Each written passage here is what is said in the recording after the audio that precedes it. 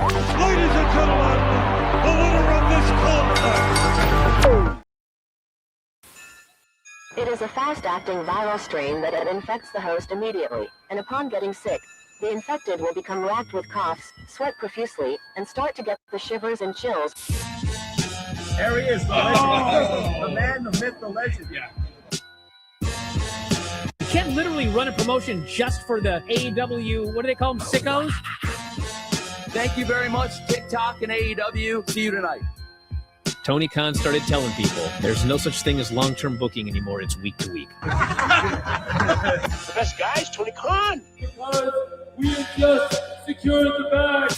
It's not like I tried to be a character. It was just sort of happened naturally. But it was never something I intended. It was just something that happened because the wrestlers asked me to do things in matches, and I do them.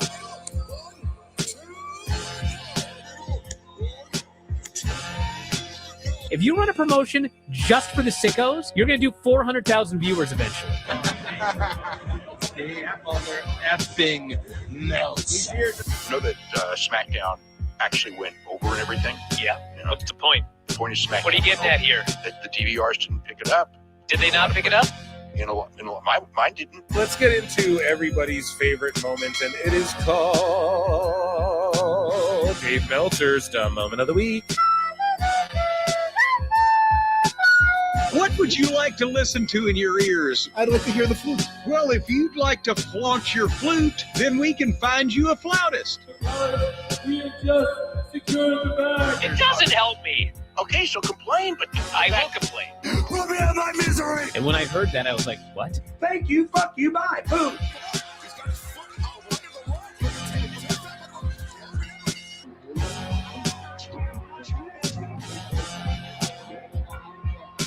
You gotta run a promotion for everybody. The sickos can be the ones that buy tickets first and spend the most money on the merchandise. Because we have just secured the bag. But like, you gotta promote for everybody. Then you'll have a lot of viewers. I think we proved a lot of so-called experts. We made them look like idiots.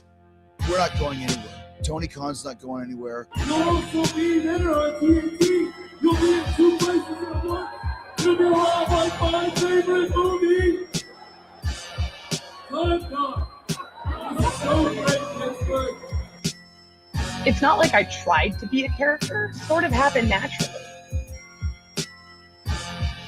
the best guy is Tony Khan. Keep themselves safe. Good match, good match. I just feel like we've seen this time and time again out of Jericho and Guevara. It's awesome. That was great. Ah! Yes! Sick! He's going to tell it! And Claudio Castagnoli was... Is that heavy, Tony? No. I gave you extra time. 6 to about 6 to break for right now. Go. They're really flying through. Hey! That was great. That was perfect. Are you okay? That was great. Way to get him up at the end. You got him back. That was great. Pick him up. That was a great finish. Oh, yeah. Going into the card rundown. We'll feel out the ending, and then we'll go into the card rundown bumpers. With Ty Mello. Dr. Mike in her sights, and now Sky Blue goes down. My catcher. The team match right there. JD Hater coming up right now. The Elite versus Death Triangle.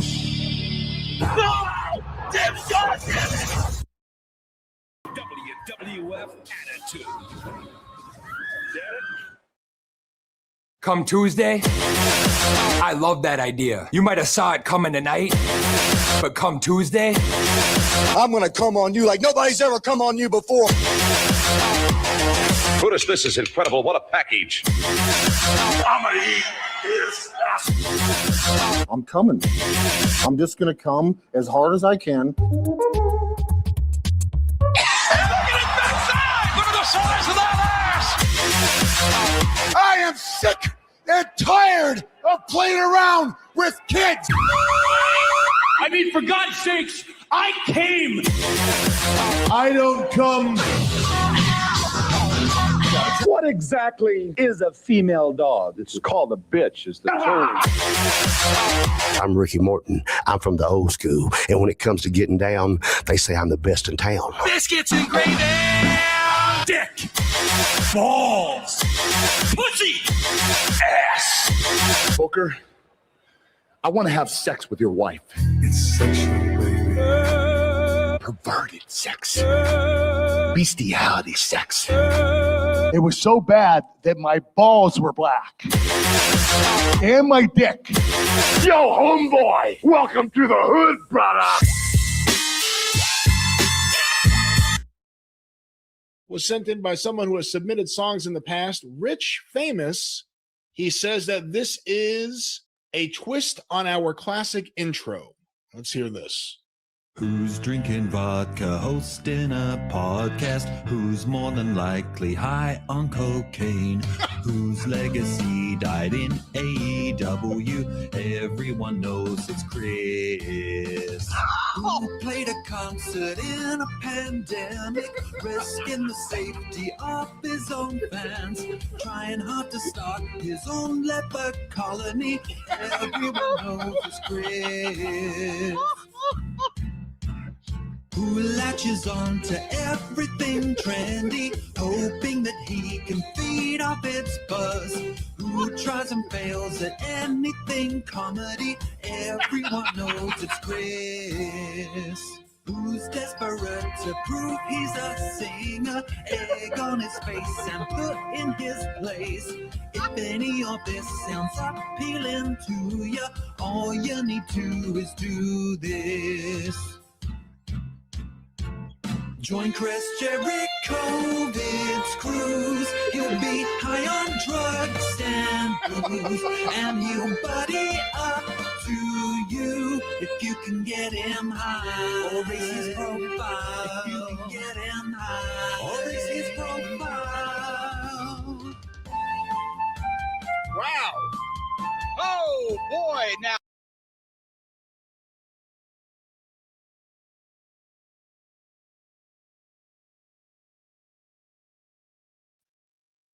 Ooh, what's up, everybody? Welcome to another eclectic edition of PWT Live Show Saturday night. I am your host, the infallible Phil Marks.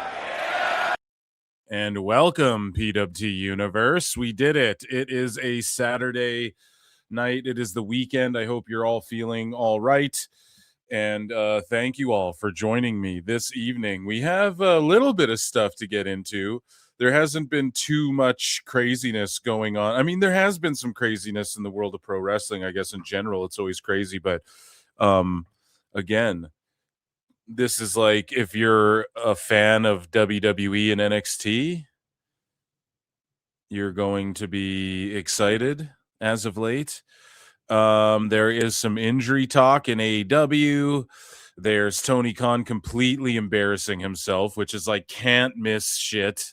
So there has been some stuff, right? It's just not like anything pressing or serious where we're like, oh my God, but like Tony just humiliated himself online. We have NXT call-ups who are blowing up the scene on SmackDown. And again, just a brilliant way as Dave and Brian just fucking coping throughout the end of the year over NXT call-ups. Boom. There, a bunch of people are being called up start of the year. Bri had a little post. Maybe we'll get into that if we have time. I hope you're all enjoying your new year so far. We're only a few days in, so happy new year to you all. Again, exciting times. TNA is about to pop off on AMC in like a week here, 2 weeks. Wrestle Kingdom 20 is going to be previewed. I already previewed it pretty much, but we're just going to quickly like run through it, and I'll just talk about the card and sort of the last minute. You know, I've been covering the Yota Tsuji versus Takeshita stuff as far as like Tsuji's feelings towards AEW, and I threw out a theory that maybe he's the next Gabe Kidd and that's why he's doing this, but apparently not. Apparently he's shooting from the hip there, bud. And so thank you all for being here. Welcome to PWT again. Make sure you guys hit like, make sure you guys hit subscribe, make sure you guys check out patreon.com/ProWrestleTimes, and that's where these live shows go if you're a live show fan and you don't like when shit gets clipped out or whatever because YouTube snags it or whatever, go over there and all the episodes are archived there as well as the podcast. And I'm going to start archiving Dave Meltzer Dumb Moment of the Week over there too. And so, yeah, thank you guys so much. Let's get into and you can become a member of the show for only 99 cents. I do a weekly member show. This show is this upcoming Monday is Stranger Things crossover with Raw on Netflix. So I think we should watch that because I'm a huge Stranger Things mark. So I'll tell you guys if it's hitting or not, as far as what your boy Phil thinks about the Stranger Things Raw crossover and what they're planning on doing with that. Apparently, like, the set is they're gonna all be in the Upside Down or some shit. Like, they're gonna make the set look like a dark version of Raw or something. I don't know. The Upside Down or the level above or below the Upside Down. I don't know. I don't want to spoil stuff if you guys haven't seen it yet, but yeah, watch Stranger Things. Let me know what you think. Okay. Yes. As people file in, there's already over 100 of you watching across X and YouTube. So youtube.com/@ProWrestleClips. I think we're almost at like 7,400, 7,500 subs around there. So thank you guys so much for that. And, tell a friend, I guess, and patreon.com/ProWrestleTimes. Okay. Those are my Phil the Shield plugs for now. And I am just sort of bookmarking a couple last little things.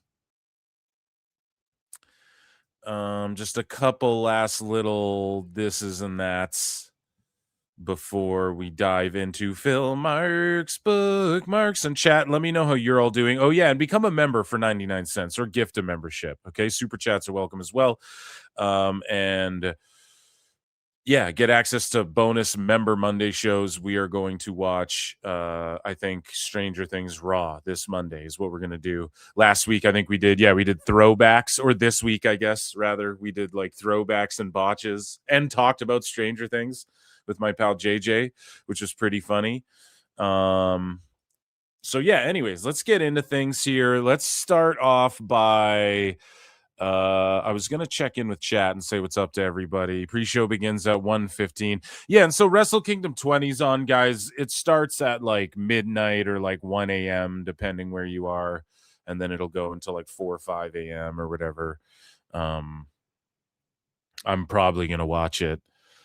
I think more than likely that's what'll be on. Typically with Wrestle Kingdom, I like to watch it after, and then I can sort of skim through some shit. You know what I mean? Because there's a lot in between. Again, with New Japan, I know a lot of the sickos are like, oh, the ads on the mat, but then they claim to be New Japan and CMLL sickos like Marks, and they're fucking clearly not. And then New Japan as well. Like some people, sometimes it's just like teams come out, you know, like 5 guys will just come out at once and just head right to the ring. And that's more the norm, I'd say. But yeah, there's some guys, it's Wrestle Kingdom. So you're going to see the pageantry. You're going to see the big entrances. And they drew a fucking house for this one. So I'm definitely interested in what's to come. And apparently a bunch of guys' Nuge contracts are up. They are up after today, or tonight rather, whichever. Tomorrow. Time cop. It's all 3 at once. So yeah, typically like I'll wait till the next day so I can fast forward through shit, but I don't know. I see myself being up. I've been up editing a lot pretty late, so it'll at least the first half of it will be on for me. So speaking of all of that, let's get into, ladies and gentlemen, let's get into some good old-fashioned miscellaneous news. I'm afraid I've got some bad news. Not all bad. Ladies and gentlemen, I'm afraid I've got some bad news. Phil Marks Out is my other channel where I talk about Stranger Things and movies and stuff like that. So consider checking that out. I've skipped over this a few times. This is just like a CTV News, which is a very Canadian thing. Okay. And they did this video about a social worker during the day, a professional wrestler at night. It's a 3-minute clip. So let's watch this. I skipped over it a few times, but we're finally getting to it here. Well, yeah, so this is where I work. During the day, Namita helps vulnerable people find home. But at night, Katrina Creed emerges and enters the ring. There's something really weird about like being able to do shows on weekends, having these like high adrenaline events, and having honestly the time of your life, and then having to kind of like switch gears and trudge to your like day job. Creed admits that going from her day job to rings here and overseas is intense. So do y'all know who that is? Katrina Creed? Is that her name?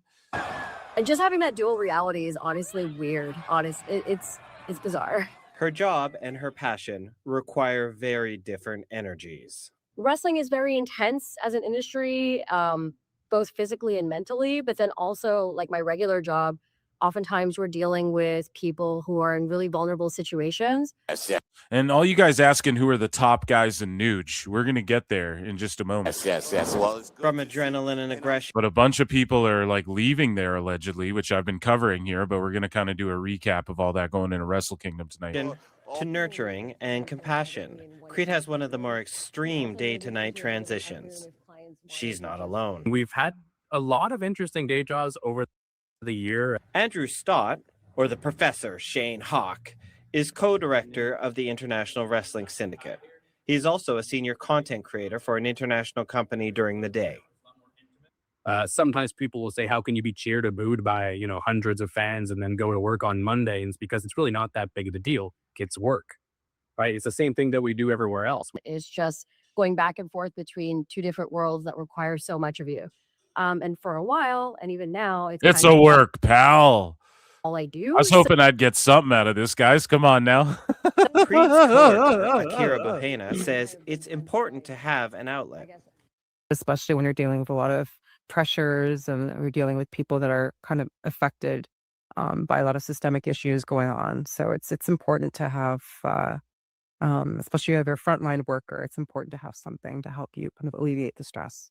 Because if you don't, you can lose your mind. That's partly why a wide printing tech jumps off the rope. Okay, who's she wrestling there? Who is that? That wasn't Corey Jade, was it? A garbage truck driver gets slammed to the mat, and a social worker suplexes her opponent.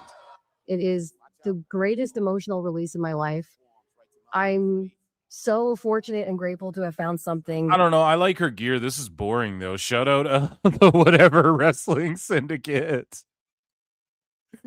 Woo! So, speaking of the indies and whatnot, Priscilla Kelly and Shotzi Blackheart brought the New Year's in, or the New Year in, rather, 2026. They brought it in style, and Priscilla was about to set Shotzi on fire after their match. And this comes after a spot I'm going to play for you guys after. Please no.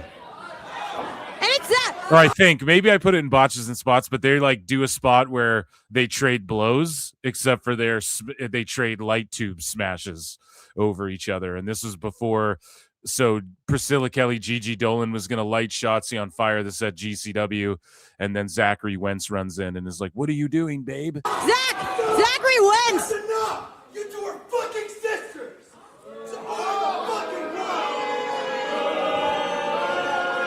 And I think they like burnt up a fucking Chemical X shirt or like threw it on Shotzi's bloody body or something. Oh! Zachary Wentz! To the face of Shotzi Blackheart.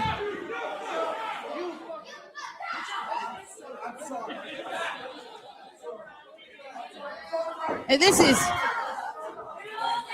there's chaos everywhere. Wrestling's cooked because you can just hit women. Like in no other, if you do that in a show, a guy who like slaps his wife, you're like Dr. Doom, you're like the evilest supervillain on earth. But in GCW, yeah, here's the spot. Good. I put it in and they did to bring the countdown. I thought this was awesome, even though it is just like, I don't know. Chat can let me know how they feel about it, but they just trade light tubes back and forth as they bring in the new year. Now we're going to see it. Oh! And they are swinging for the fences. Oh! Double fisting the tube. And then the comment, double fisting the tube. I thank you. I'm over here now. And then shit, and then it's funny because in GCW, you know, Priscilla's just like, you fucking bitch. Like just zero chill.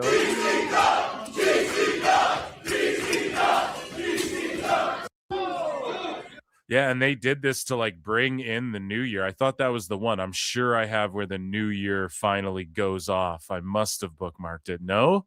Wow. Okay, I thought there was a longer clip, but yeah, they bring the new year in, they do the countdown. Everyone's like Happy New Year, and then like Gigi and everyone's just in the ring, like in Shotzi, and they're just not out of character, but they're all just like hanging out. Like none of that shit just happened. It's so funny, man. So speaking of indie wrestling news here. EC3 announced that his time with the National Wrestling Alliance has come to an end, and he says, I'm grateful for the opportunities I was given and the people I shared the work with. The top 1% was never a gimmick. It is a standard. Future actions will reflect that. Becoming is self-overcoming, man. The Overman years NWA World's Champion mattered to me. Over 80 defenses. So he just pretty much puts himself over. And yeah, he was awesome. I guess, you know, I don't know how much he elevated NWA, but pardon me. Yeah, NWA and OVW as well. He was like doing appearances for them, which like after that Netflix show was interesting to see. But is this because Cardona's there? Like, what's going on with NWA and WWE and all this shit? We're going to get into it all throughout the show because Cardona's doing gangster moves. Like, people are saying, oh, he's officially with WWE, and he officially is. But, like, I don't know, man. I think I know for a fact he's going to have to go drop some titles elsewhere unless they just vacate him. You know, we'll get into that in a bit. And I didn't put it in miscellaneous news because it pertains to Matt Cardona. But speaking of WWE miscellaneous and JCW, Matt Cardona became JCW champion the night before his fucking SmackDown return. So Vince Russo booked that, bro. Vince Russo declares, bro. I will never, ever, bro. It's like I would never ever return to the World Wrestling Federation, bro. Let me tell you, not even for millions of dollars, bro. Here's the thing, man. Vince Russo took a job with JCW because he was trying to get back in wrestling, and he's mad at WWE because he thought Triple H was going to give him a job and shit. You know, because he scratched a lot of backs in his time, and Triple H and Shawn Michaels were guys that he got behind. And you even heard it on Jim Cornette's pod. Vince Russo wanted to book a Triple H HBK faction called the Elite. That was one of his fucking ideas. And now look, you have a whole company named All Elite Wrestling after a group called the Elite. That's how bad their booking is. No. But yeah, Vince Russo wanted to do that. And like he was behind Triple H, you know, and I think he thought he was going to get a job. And that's I heard Billy Boy talking about that, and he knows Vince Russo. So I'm inclined to believe that, you know, because it just seems too obvious, especially when he's talking all this shit and then he's in JCW writing for it instead. I'm not knocking even Vince or JCW. Like, he's a worker. He's going to try and work himself into a job. But the problem is Vince Russo works himself out of jobs more than he does into good ones or like long-term ones. Like he's been everywhere at their peak, but for like two minutes, or I guess not. In WCW he came in after the peak, but it's hard to gauge because it's not like WCW. It peaked and then it just like fell off and then was gone like immediately, you know? It didn't have like years of drawn out, like maybe a couple, but it didn't have years of drawn out like fucking, oh my God, when will this end? Put me out of my misery, right? It wasn't like at that level fully. I mean, you could possibly salvage it, like, you know, Eric Bischoff was going to, that was his mission, and also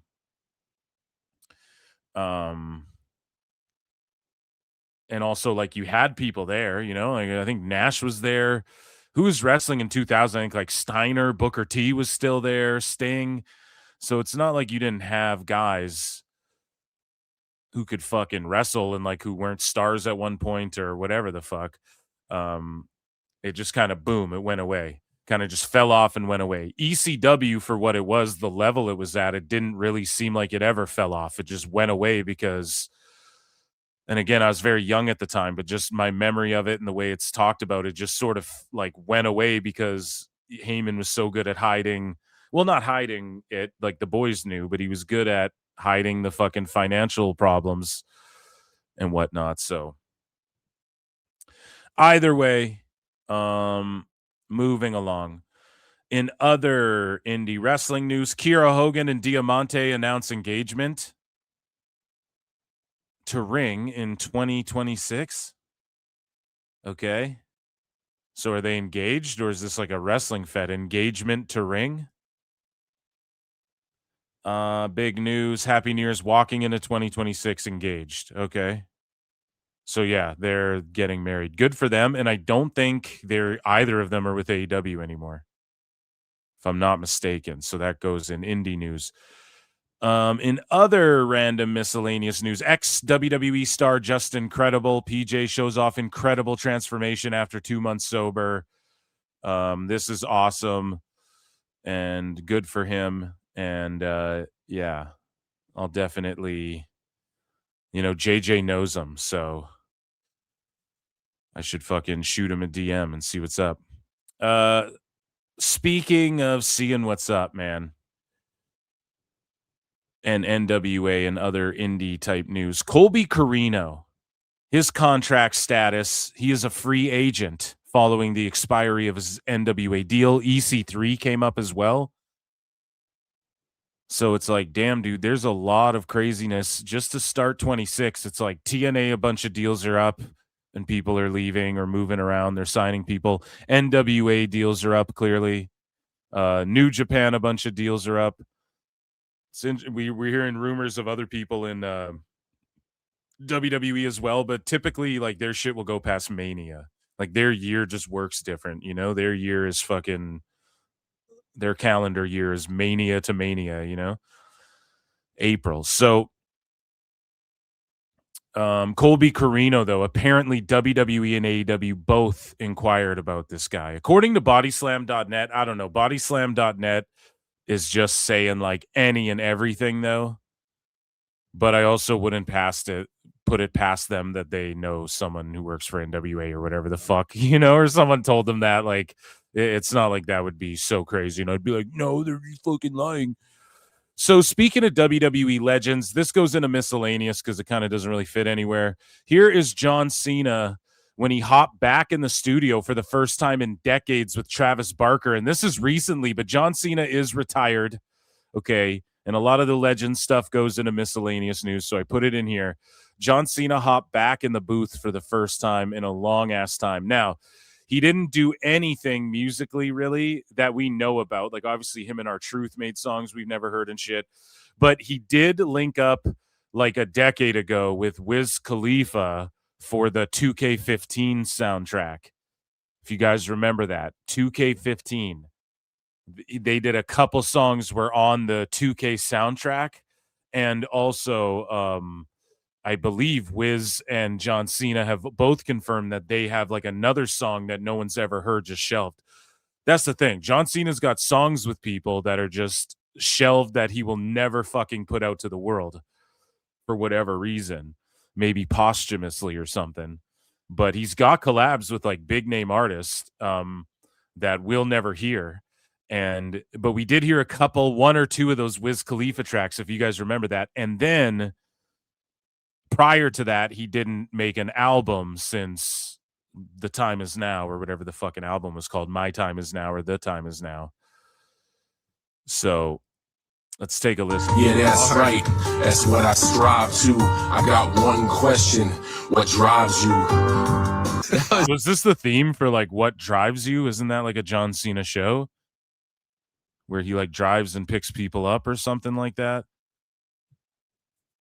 Isn't that, am I wrong? I totally forget, but is this the theme for this? This sounds like some really old boom bap shit, though. Very dated type of old school hip hop, but whatever. That's what Cena likes. Question, what drives you? That was sick, John. I feel like what drives you is the chorus. If you have anything you want to say in between what drives you, we could like maybe loop what drives you. And then if you feel like doing any ad-libs in between it, that could be really cool.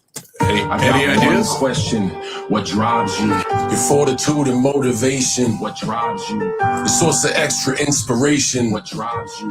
In any given situation, what drives you? So seize the moment, kick the day in. That's cool. I love that. Legendary, John. That's so good.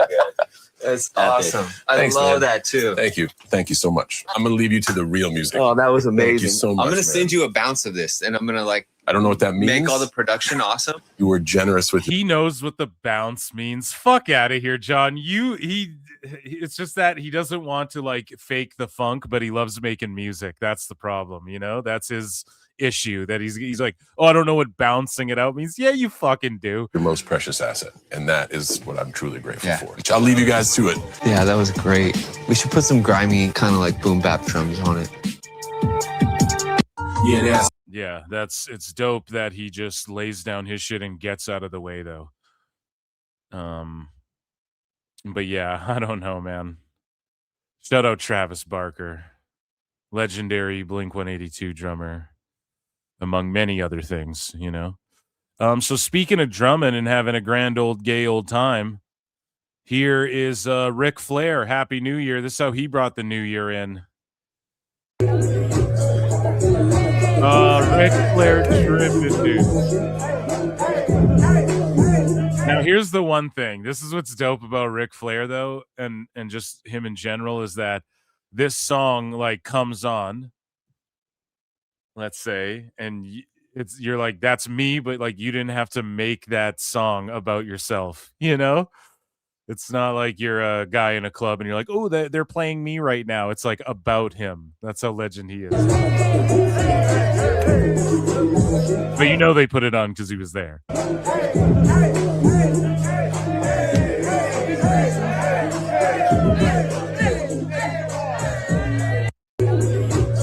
I don't know, though. It seems like some people are like, damn, what is this old coot doing? He's still living it up, man. I don't know if I could be that old and like be living it up that hard. You know? So, ladies and germs, UFC and other miscellaneous news is on Paramount, and I've seen a couple different approaches to this. So, Dovey MMA, Dovey Simu MMA, Simu, whatever the fuck. He says you have to pay to watch individual UFC fights on Paramount. What the fuck? So $2.99 to buy an individual fight. Now, I'm not sure if that's across the board or what it is, but Ariel Helwani had this to say. I've briefly perused the new UFC hub on the Paramount Plus app, and it's very easy to navigate. Quick, extensive, feels like more will be added soon too, with some cool features. Example, each champion has its own hub. Legends 2, great start. Check it out if you haven't yet. And man, it would be dope if WWE was like this. Although on Netflix, like I can type in like Edge, and then Edge's like the pay-per-views he's featured in will come up. Just like if you type in an actor's name. But yeah, this is awesome. Like champion, current champion, legend hub. And I don't know if you have to pay for individual. That's a crazy hustle, $2.99. Or you just buy the whole fucking event, or I don't know how it works. But an update as of today, the entire UFC library is available on Paramount. Now, they also own WEC and WFA and Pride FC and shit like that. It would be crazy if all that got uploaded too eventually. But again, that's sort of like ECW. Like, how do you upload WEC events and then have it clutter up your fucking, you know, you just want to market like UFC. But yeah, I love this thus far, and I haven't hopped on and used it, but the next fight card isn't until the end of the month here. It's like a 6-week dry spell of no UFC fights, so been keeping busy with other shit. The main thing, one of the main things we're here to talk about is Wrestle Kingdom. So I believe the card is finalized. It is, because it goes down in just a few short hours here. And I'm gonna pull up the Wrestle Kingdom 20 card. I can't remember how many tickets they sold for this. How many? And we're gonna talk about this. How many tickets did Wrestle Kingdom 20 sell so far? Over 31,000 as of November 3rd, and then there was like a huge spike because of when they announced Okada. Let me go and see if like WrestleTix has something. WrestleTix, yeah, we'll click on WrestleTix. Let's see what they got going on over here now. Let's see, Revolution, SmackDown. No fucking Wrestle Kingdom? Where are you at, WrestleTix? How is he not covering Wrestle Kingdom? Wrestle Kingdom ticket sales. I could just ask Grok, but I'm not Tone. I'm not Tone McCon. Yeah, I don't know, man. So there's a surge in ticket sales. How many? So November 4th is the last update. We got 31,000. So all seats are sold out that they were set up for in the Tokyo Dome.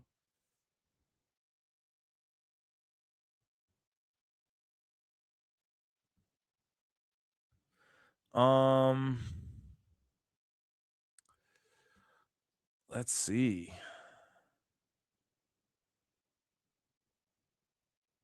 So, yeah, does anyone in chat, is anyone asking Grok here? I can do it.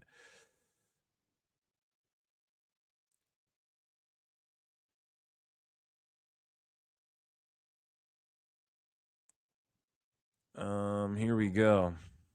How many tickets has Wrestle King? I know you guys like the dead air. Wrestle Kingdom 20 sold.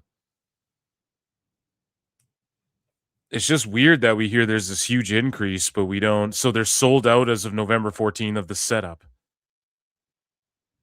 Yeah, all Grok has is November's last update. So with no exact final ticket sales number publicly released beyond the over 50,000 expectation.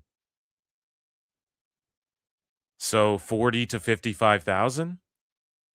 Did Tony just was part of the deal? Why don't we know that the actual ticket sales was part of the deal that Tony buys 20,000 fucking tickets for this event? And Okada? Like, how does no one have an update since November? Oh, it's sold out, so it's like 40,000 to 55,000. It's like, well, that's a huge fucking gap. Like, that's a huge difference in numbers there. So what I don't know, man. Is it 31,000 or is it 50,000? Like, that's a huge difference. Is them choosing Okada instead of Shinsuke, did Tone go in and buy 50 guys, Tony tickets Khan. himself? I don't mean to be a conspiracy theorist here, but like, what the fuck is that about? Why don't we know? Why does no one know? It's sold out, so we'll just stop counting and giving exact numbers. What the fuck? So anyways, here's the times. In the UK, Wrestle Kingdom's on at 6:30 a.m. In Japan, 3:30 p.m. 5:30 p.m. in Australia, New Zealand. Yeah, and I don't know, it's like 12 a.m. over here. And so you see the card there. Let's go through this. So the opening match, these are on the pre-show. So Shoma Kato and Tatsuya Matsumoto take on Katsuya Murashima and Masatora Yasuda. So that should be a good, I'm assuming, Young Lions match. And then in the second prelim match, we have El Phantasmo with Jado versus Chris Brooks for the New Japan World Television Championship. And I think every match except for 2 is for, oh no, there's a few without titles on the line. And again, they didn't overstuff this card. Like, there is 11 matches total, 2 on the pre-show. But this is like their WrestleMania type event, you know? So anyways, it starts off with the Rambo for the never open weight 6-man tag team championship. So I guess there's a 6-man tag title on the line, but it's a battle royal. It's like a Royal Rumble, the Rambo. So Toru Yanu's in there and Spiritek, which is Master Wato and Yo versus Tiger Mask. Like, which version? Togi Makabe, Ryusuke Taguchi versus Bolton Oleg and Bishamon, which is Hiroki Goto and Yoshihashi. So again, Hiroki Goto, E Honda, named one of the PWI top wrestlers. He's just in this battle royal. Okay. I just don't know if he's like super over in Nuge or what. Team 150, which is Ishii, Taichi, and Satoshi Kojima versus House of Torture, Ren Narita, Sanada, and Yoshinobu Kanemaru versus TMDK, the Mighty Don't Kneel. But it's the combo of Zack Sabre Jr., Ryohei Oiwa. I always feel like I'm botching his name. And Hartley Jackson. And then Kaizei Takechi and Rough Storm, which is Shota Umino and Yuya Uemura, which you remember from TNA, versus Bullet Club War Dogs, Clark Connors, Oscar, and Yuto Weiss. Now, Clark Connors' contract is up. What? Oscar and Yuto Weiss allegedly have been offered deals from WWE. What?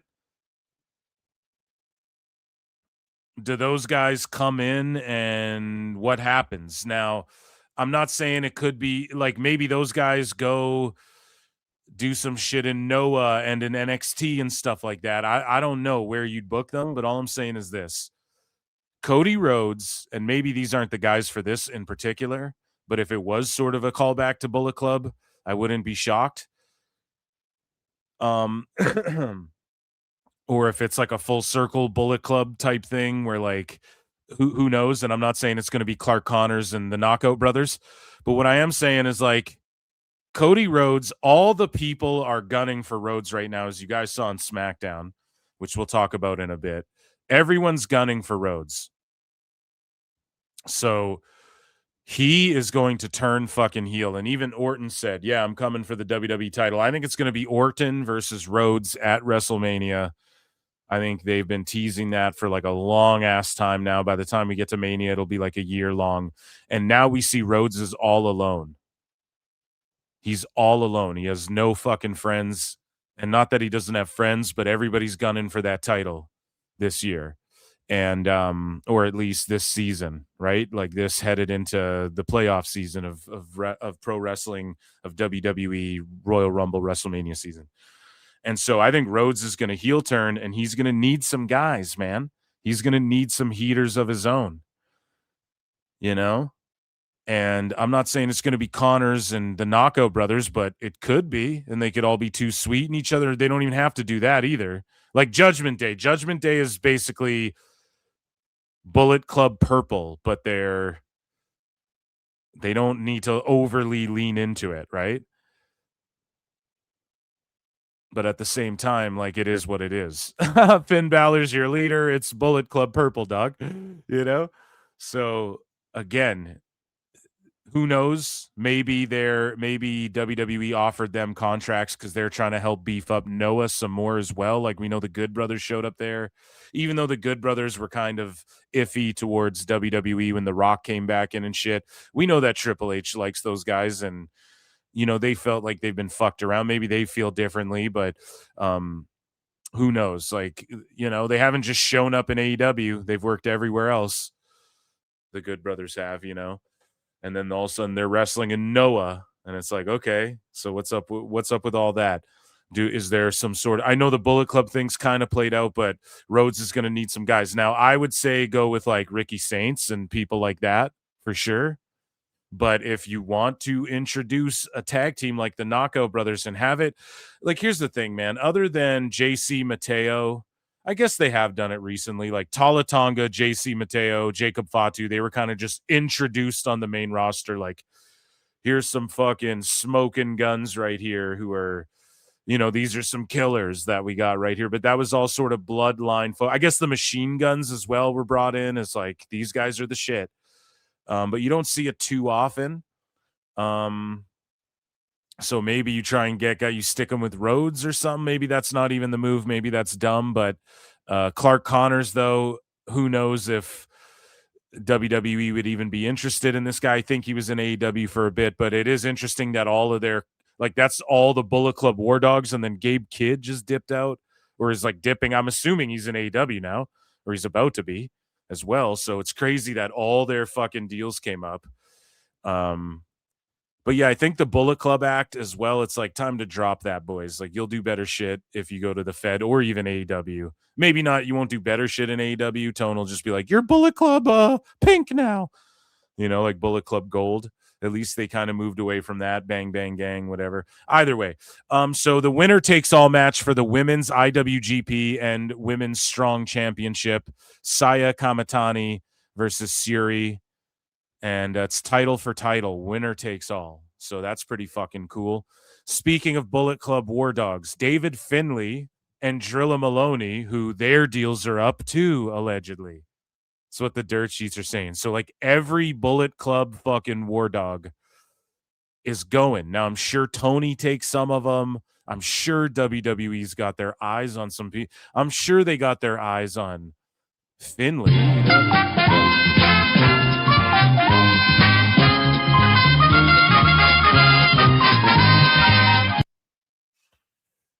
But yeah, Gabe Kidd's doing his thing. It's a 10-man tag match. They're teaming up with unaffiliated Shingo Takagi and Hiromu Takahashi with Gato. I thought Takahashi dipped out, but no, that was just Naito.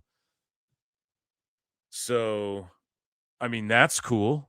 Takagi and Takahashi teaming up with Gato in their corner. The United versus the United Empire, Andrade El Idolo, Callum Newman, Great O'Khan, Hanare, and to be announced, with Jacob Austin Young, who I'm assuming is a young lion.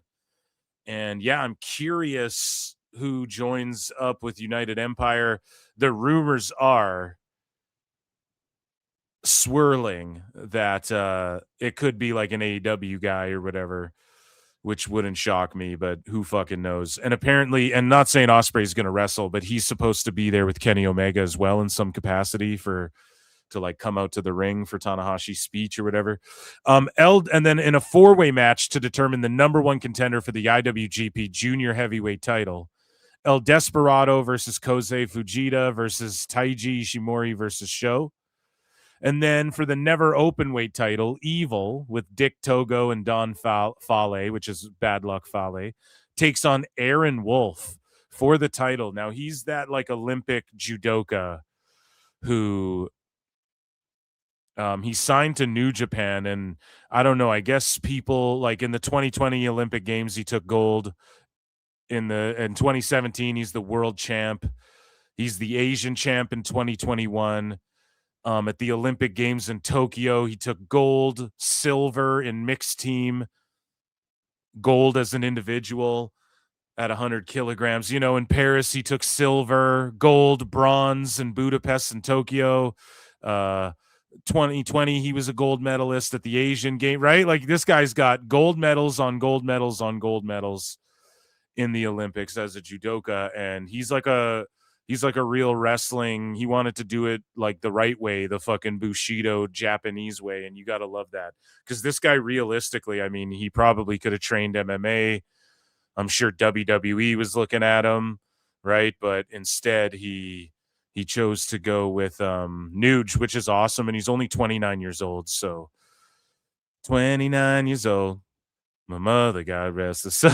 I just want to fly. I think that's how that song goes. Put your arms around me, baby. Put your arms around me, baby. Konosuke Takeshita. So, this is a winner-takes-all match for the IWGP World Heavyweight title, and I'm going to show you guys what Takeshita was up to just a night before his big match where he defends the Nuge title, and he has Rocky Romero Azuka in his corner, and he's taking on Yota Tsuji, who's the global heavyweight title holder, and the winner takes all. And hopefully they just fuse the belts and bring back the old fucking belt and get rid of this fucking global title, right? It's like, I think I explained this when we broke this down before. I think it might have been on a member show. I don't remember, but the global title is like the continental title, in fucking AEW. That's the equivalent. It's just like a belt that's like, okay, so the global title is different than the world title. How? It's just fucking stupid. And I'm pulling for Tsuji just because he's holding it down. He's holding it down for New Japan, man. And I think washing the stink off of them of AEW is the move.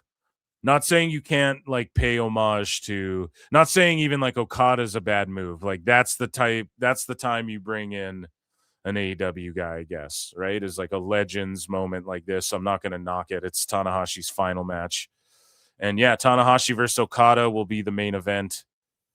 And again, Brian Alvarez was like, we need to see Tanahashi win this. And Dave's like, they're not going to do that. Just spoiling it. Well, the reason it's a spoiler is because if I were to say they're not going to do that, I don't actually know. But Dave is like actually talking to Tone.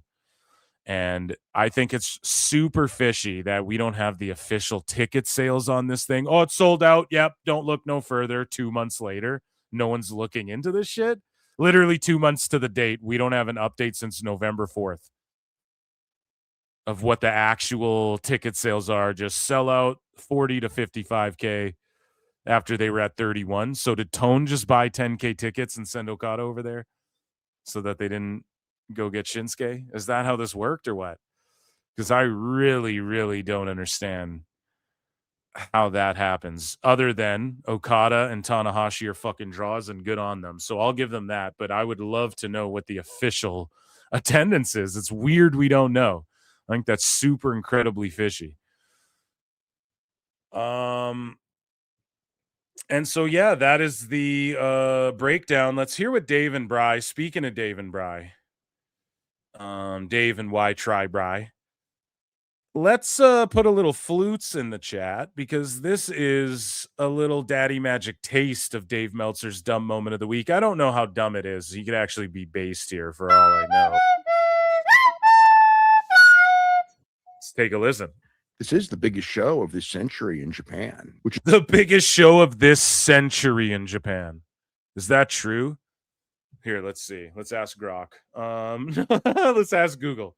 Is Wrestle Kingdom 20 the biggest show of the century for NJPW? Yeah, that's how they're promoting it. So literally when you type that into Google on New Japan's Facebook, it says the biggest event in Japanese wrestling this century. And then Dave is just repeating it. And yeah, people are saying Tanahashi is like a once in this century talent. Yeah, I guess maybe if you don't want to take anything away from Tanahashi, but again, Dave just parroting the literal marketing for this shit, and that's funny. That's so funny. And Tanahashi, yeah, like for those of you who aren't Nuge fans, I assure you this is like Cena retiring. It's the equivalent. It's 1-to-1 the exact same thing. And I love that Bry exposed Dave on the last Dave Meltzer dumb moment of the week. Brian exposed Dave by saying like, oh, Tanahashi should win this. And he kept the same energy he did about Cena. And then Dave completely the opposite. No, it doesn't matter. All that matters is what's after the match and da-da-da-da-da-da.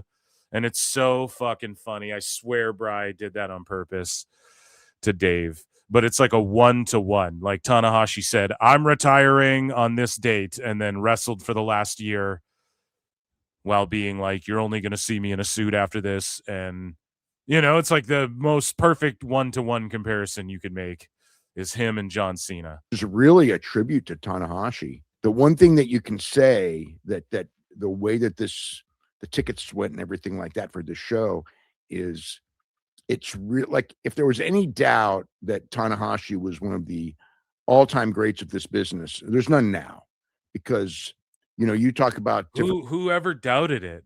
Most people wouldn't know. They wouldn't know to say that. So in Japan, they'd say that of all time of all of wrestling, not off this one draw, but he drew a bunch of, like, when Nuge was hot, Tanahashi's that dude,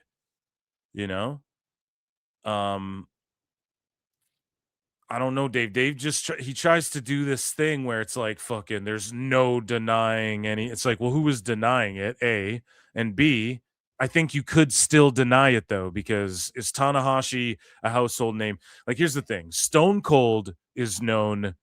If you said Stone Cold Steve Austin in Japan, they'd know who the fuck he was.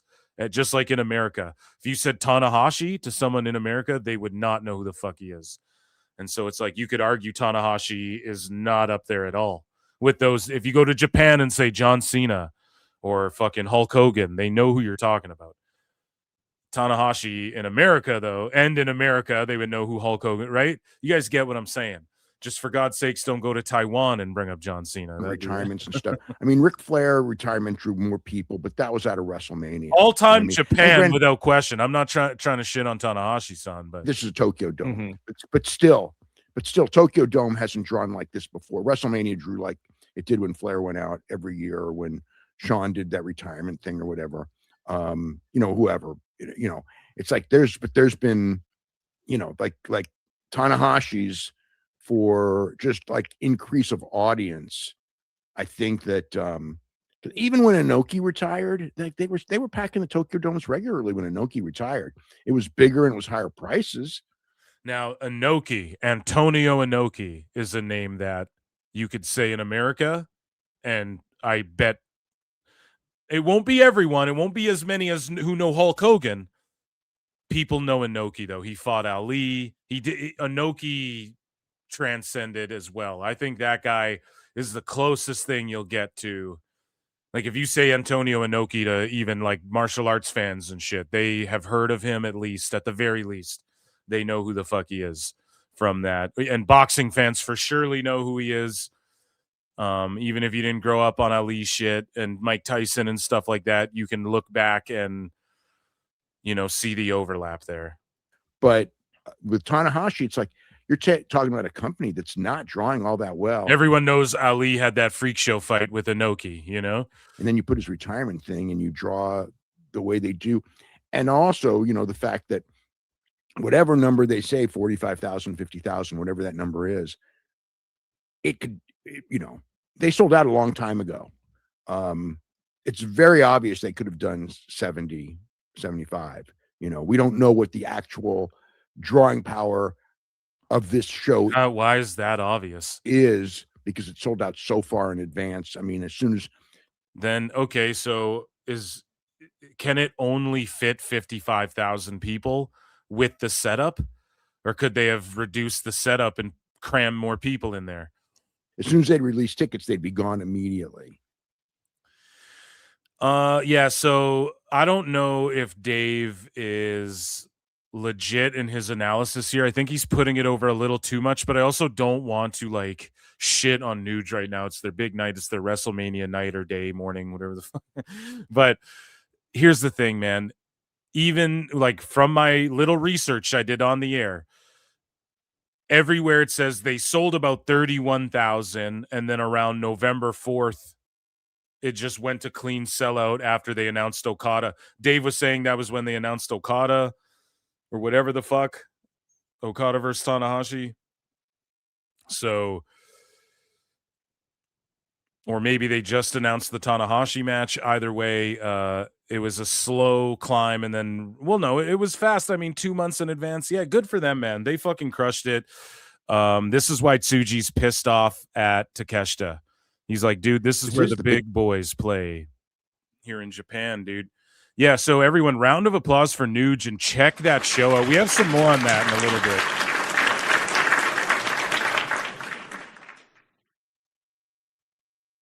So,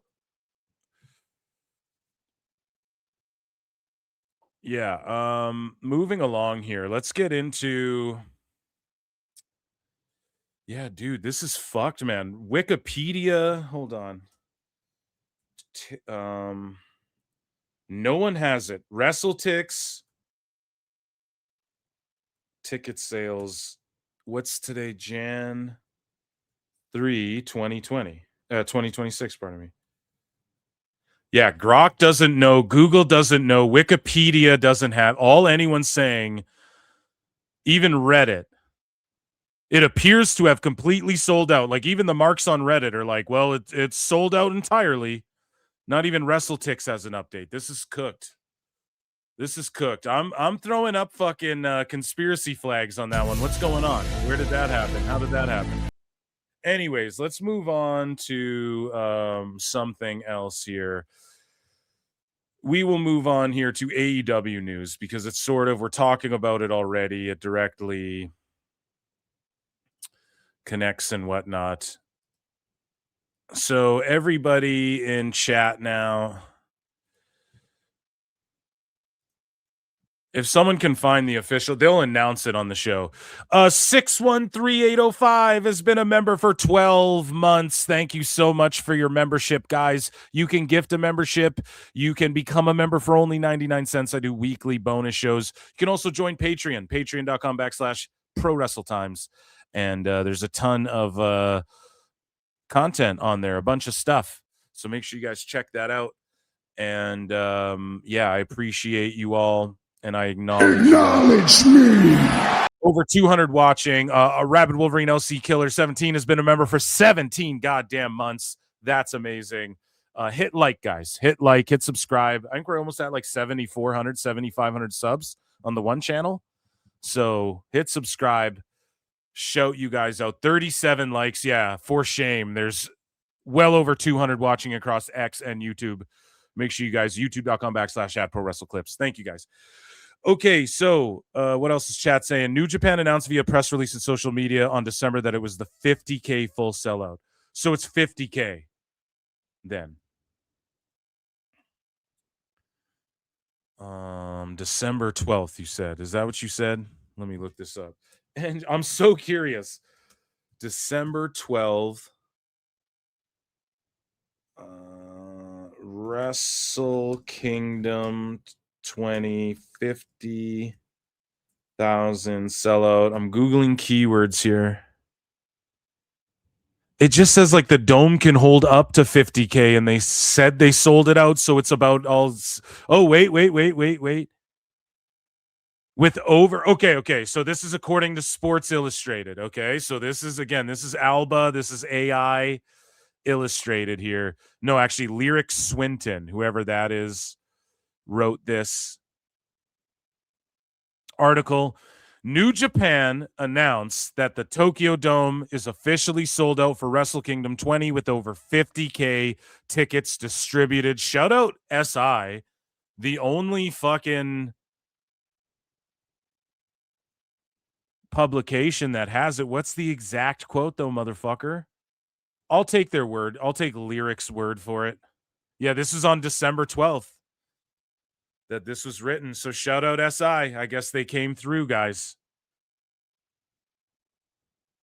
With over 50K tickets distributed. Okay, there you go. Shout out Wrestle Kingdom, man. There you go. Okay. Distributed does not mean sold. Thank you so much. And you're absolutely right about that.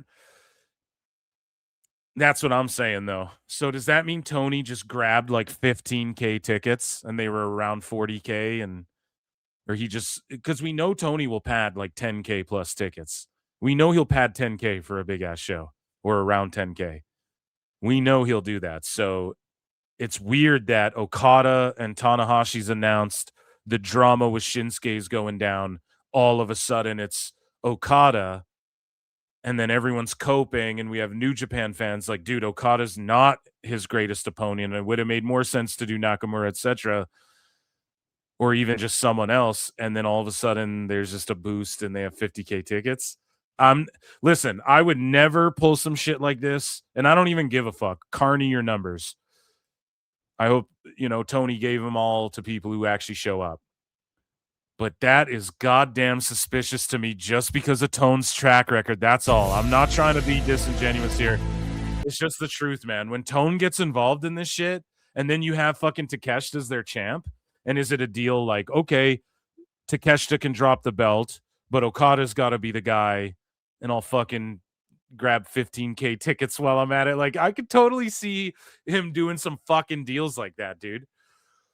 He'll do them with his own company, so he'll haggle with wrestlers like that. So distributed doesn't mean sold, but let's just shout them out. Just like the 93,000 WWE had when Hogan slammed that stinky giant, dude. When I pressed him above that stinky giant above my head, Jack. Whatever, I don't care. Carney's gonna Carney, but at the same time,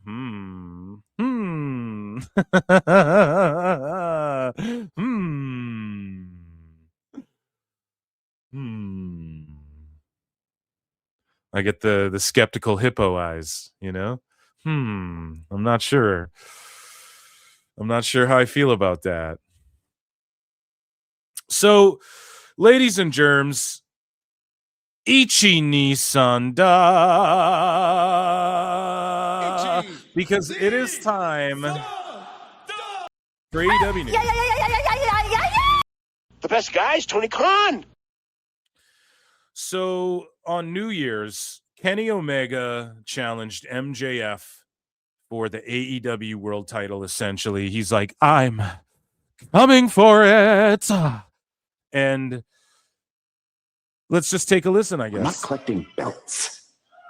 I'm not collecting belts. I'm only collecting one. And whether I get a shot next week. And it's like, Kenny, are you like show up in t-shirts and sweats guy? And people are like, why doesn't he look more professional? Or are you like flashy suit chandelier guy? God damn it. Or whether I've got to scrape and claw my way to the front of the line. Whether I've got to scrape and claw me out, grr, baby. Rah. To prove that I am worthy of a challenge. You're going to be seeing a lot more of me. And so speaking of, and I like that match. It's like, okay, good. This is fucking two AEW guys, let's go. But MJF brought back the Burberry, the Triple B, and it's just everyone's stuck, man. We're doing the Triple B again. Everyone just gets their own custom belt. There's a billion belts. Someone posted a tweet that was uncanny that I read on the air, I think last week, or maybe this last Wednesday, where before the Death Riders, Mox was the number one babyface, Hangman was the world champ or whatever. Like, someone laid down a list of like 9 fucking things that were the exact same as they are now that the Mox turned back babyface, and it's like a year later, nothing's progressed. Everyone's stuck in the mud. And I mean, the Triple B suits MJF, but it just fucking stinks when everyone gets their own custom title and everyone has 14 fucking titles. Everybody's tired of this shit.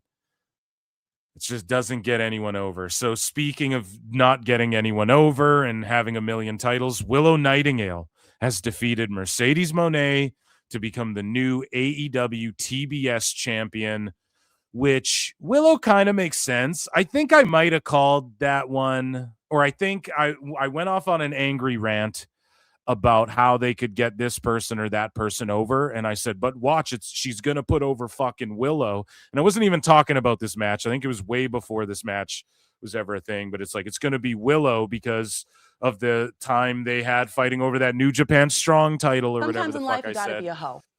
And then it ended up being Willow. Now, good, but like, who saw it? They've done, Willow could be like their top homegrown star. She could be bigger than Monet and all these girls if they just fucking booked her right. and they just hid her title win away on this fucking New Year's Smash. Now, crowd was going nuts for it. I ain't gonna lie. People are tired of Monet. She is dropping the belts one by one, seemingly, unlike people said. People were like, nah, she'll give it to someone else. She'll whatever. And we don't have people acknowledging. I don't know. I kind of put Monet over. I like that she roasts Meltzer. I like that she doesn't let the sickos make her spurg out. She just kind of like leans into the shit or is like, fuck you, and then just keeps it moving. It's funny, but like I think her with the 14 belts is cringe. I think she ruined the women's blood and guts. Like, I am critical of her at the same time. She is a good wrestler, but I always thought Mercedes Moné, and I thought this in WWE as well, it's all about who she's wrestling. And I think that's evident by her matches in AEW. Her matches are either just real boring and shit, or she has a partner like Stephanie Vaquer or like a Rio or like a Willow, and then they make some shit happen. And or like a Tony Storm or whatever, then Monet has it. And it's the same thing in WWE. It's the same thing in WWE. Her greatest match is like, is with Bayley and shit. I'm not trying to knock her, but I just have never thought she was like the greatest wrestler ever. But, she's doing her thing. She did what she said she was going to do. She was going to go wrestle the Indies, wrestle Japan, paying it forward, right? Put Alex Windsor over, put Red Velvet over, put Willow over, put Tony over, put Chris Statlander over. So for everybody who was like shitting on Monet and how she was going to do this shit, you're Sometimes wrong. in life, you know you what I gotta be a mean? hoe. Like, you were wrong. She actually dropped them one at a time, and good for her. And she is dropping them. Who knows if she does it on the Indies, but she has with Alex Windsor. So now, has it elevated anyone? I don't know. I don't think so. I don't think Monet is a needle mover in any way in AEW. To steal like a fucking very Mark term. But I just kind of feel bad for Willow. I feel good for her. But the problem with AEW is that like next week, are they going to have a video package explaining the story and the journey, and then her finally winning the title? Like, it was this epic moment, and we're going to have the TBS championship celebration here, Cole. Here tonight, Cole. I know people shit on WWE for doing that stuff, but that's what makes good TV. And this is the perfect time to do that, because it was on New Year's Smash that no one watched, man. And like, again, they're hiding the fucking Christmas and New Year's numbers and shit. We haven't got ratings for Dynamite, I don't think, for like 2 weeks, man. So why is Dave Meltzer not sleuthing them out? Why is John Alba not sleuthing them out, calling Tony Khan? Hey, do you have the numbers for these last? Because they know it's fucking bad as well. And it's just sort of shitty that Monet is like, yeah, I'll lose to her on this thing. Like, at least say, no, I'll do it at the pay-per-view. 140,000 buys, according to Dave. I'll do it there. I'll do it I'll do it on the Dynamite, that the first one that doesn't fucking have basketball on, or football, or Christmas, or New Year's on the same day, Like, it just kind of sucks for Willow. And she just, again, has 2 belts. Like, you do this whole tag tournament, and then you give her a tag belt, and then instead of fucking establishing the tag division, you put Willow in 8 women tags and then a fucking singles match, and then she wins a singles title, and now she's not focusing on either division. It's just like, this tag belt was just a thing to do because Tony loves belts. That's all he's telling us. And we know this because the history repeats itself, man. We've seen everybody, they're just stuck in a time loop in AEW. And again, we have Joe has 2 belts. He has a trios belt. He's, not doing anything to establish that division because he's a fucking singles champ, and then he loses the 1 belt, and then now here's another double champ, and then Okada's a double champ, but he loses 1 belt, and then he becomes a singular champ again. It's just too much of like the same shit to where this doesn't fucking matter. And I feel bad for Willow, but like, obviously she feels great. I'm not trying to like rain on her parade. But yeah, Mercedes Monet's Historica Reina as AEW TBS champion has officially come to an end at 584 days.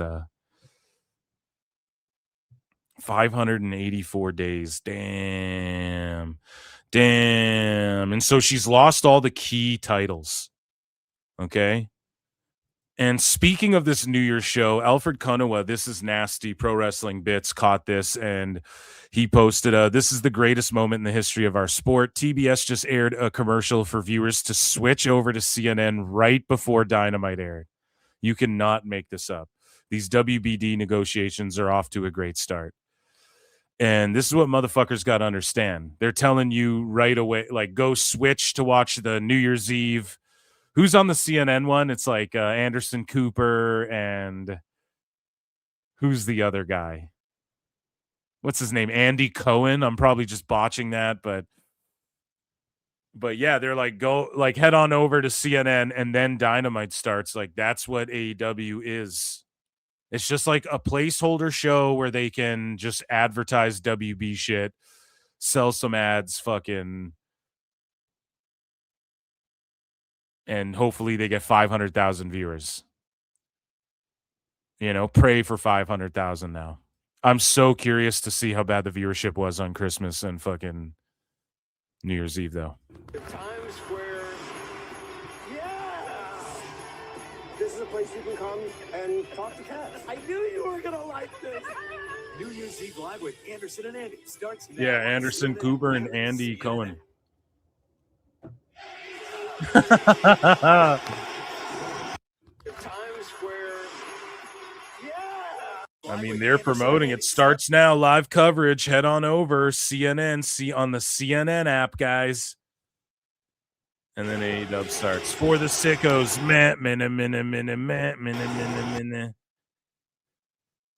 Oh, man. Isn't Anderson Cooper a Fed or something like that? Wasn't he in the CIA or some shit? Speaking of conspiracies, right? But MJF is set to defend the AEW world title at an indie event. Cooked, man. Cooked. And this is what MJF always does. He comes to work, he takes the title, and then he does shit like this. He goes and wrestles for indies and stuff. He's supposed to be their fucking TV star.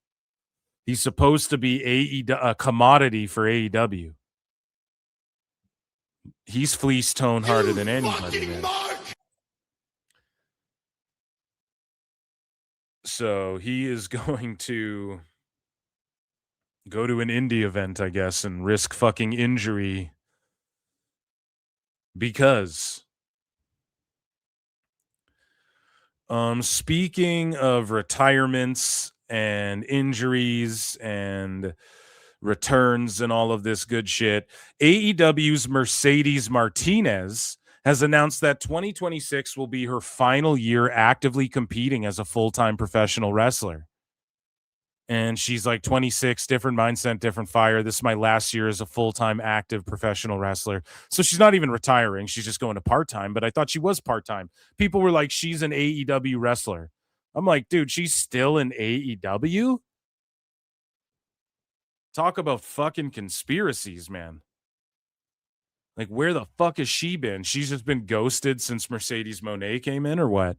Can't have the same name as her?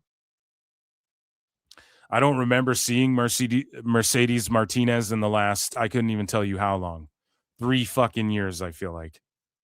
So that's crazy that she's still under contract. I thought for sure she wasn't with AEW anymore, but there you go.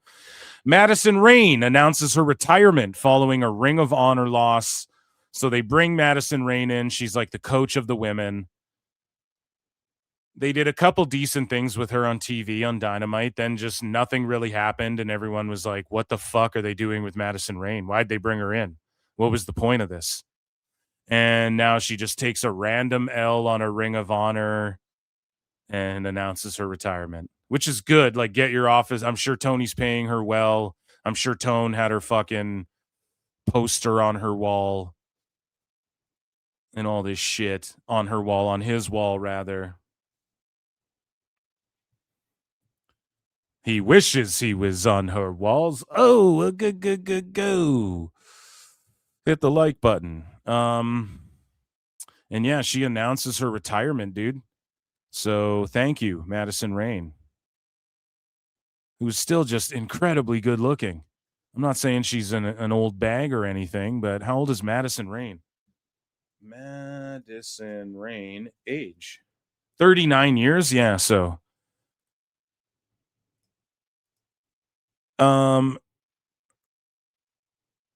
moving along here. So Tony Khan announced that Scorpio Sky will not be cleared to wrestle with Shelton Benjamin tonight on Collision. Dante Martin will be taking his spot versus Shelton. So again, Dante Martin, just a guy sitting on the bench. Maybe he's working in Ring of Honor, but where the fuck has he been at? Where's Top Flight? Where are these teams Tony should have been developing this whole fucking time? He stinks so bad. So Dante Martin's replacing Scorpio Sky, who cannot stay healthy. For some reason, man, Scorpio Sky goes to AEW and he just cannot stay healthy. And I feel so bad for the guy. I love Scorpio Sky. I've always thought he was awesome. And SCU is really great, especially when AEW first started. And a lot of that was based on their like cocky, their arrogant fucking promos matched with their wrestling skill. And Scorpio Sky was a guy that even Tone at one point was like, hey, this guy's going to be somebody. We're going to make him the television champion or the TNT title, whatever the fuck. We're going to sort of make him stand out as an individual from SCU or whatever. And he used to be Mason Andrews in TNA. And I was even a fan of him then. Not even like a fan. It was just a guy that you look at and you're like, hey, this guy could be somebody. Like, he's got a good look. He works really well. But yeah, just he comes to AEW and he's just fucking injury prone. Can't stay healthy. And it's incredibly unfortunate. And shout out Dante Martin because he's a great young talent as well. But there's no progression. We haven't seen any progression. He's going to come and do some backflips. Okay, we've seen him do that already, man. Let's fucking, like in NXT, that kid would be so much more. Speaking of so much more, we have some numbers to talk about here. So AEW presents Revolution. This is coming up in March 15. And the setup is for 8,700. And the tickets distributed already, 7,700. Shout out AEW. That's good, man. It's good for them this far out. They're just 1,000 away from their setup. Now,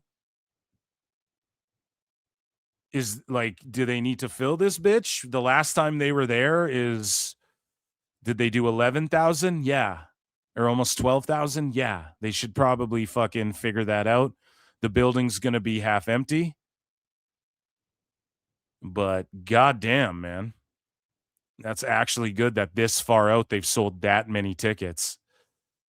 Speaking of sales, Dave Meltzer. Now, speaking of fucking conspiracies, and then you have John Alba just simping like a little cuck for fucking AEW.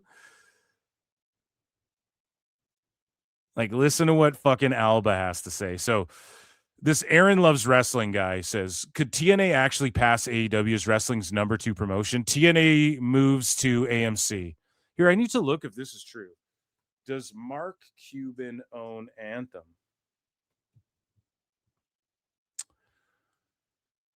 So Mark Cuban does not own Anthem Sports and Entertainment. He sold a majority stake in his HDNet channels to Anthem in 2019. Okay. So he's an investor in them, but he doesn't own them.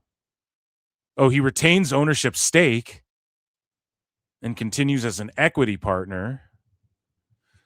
Okay, so like maybe if Mark, I'm sure they've went knocking at Mark Cuban's door though with their hands out before, but they could possibly fucking he I don't know, man. If they impress on AMC, man, why couldn't he swoop in and give them a bunch of money?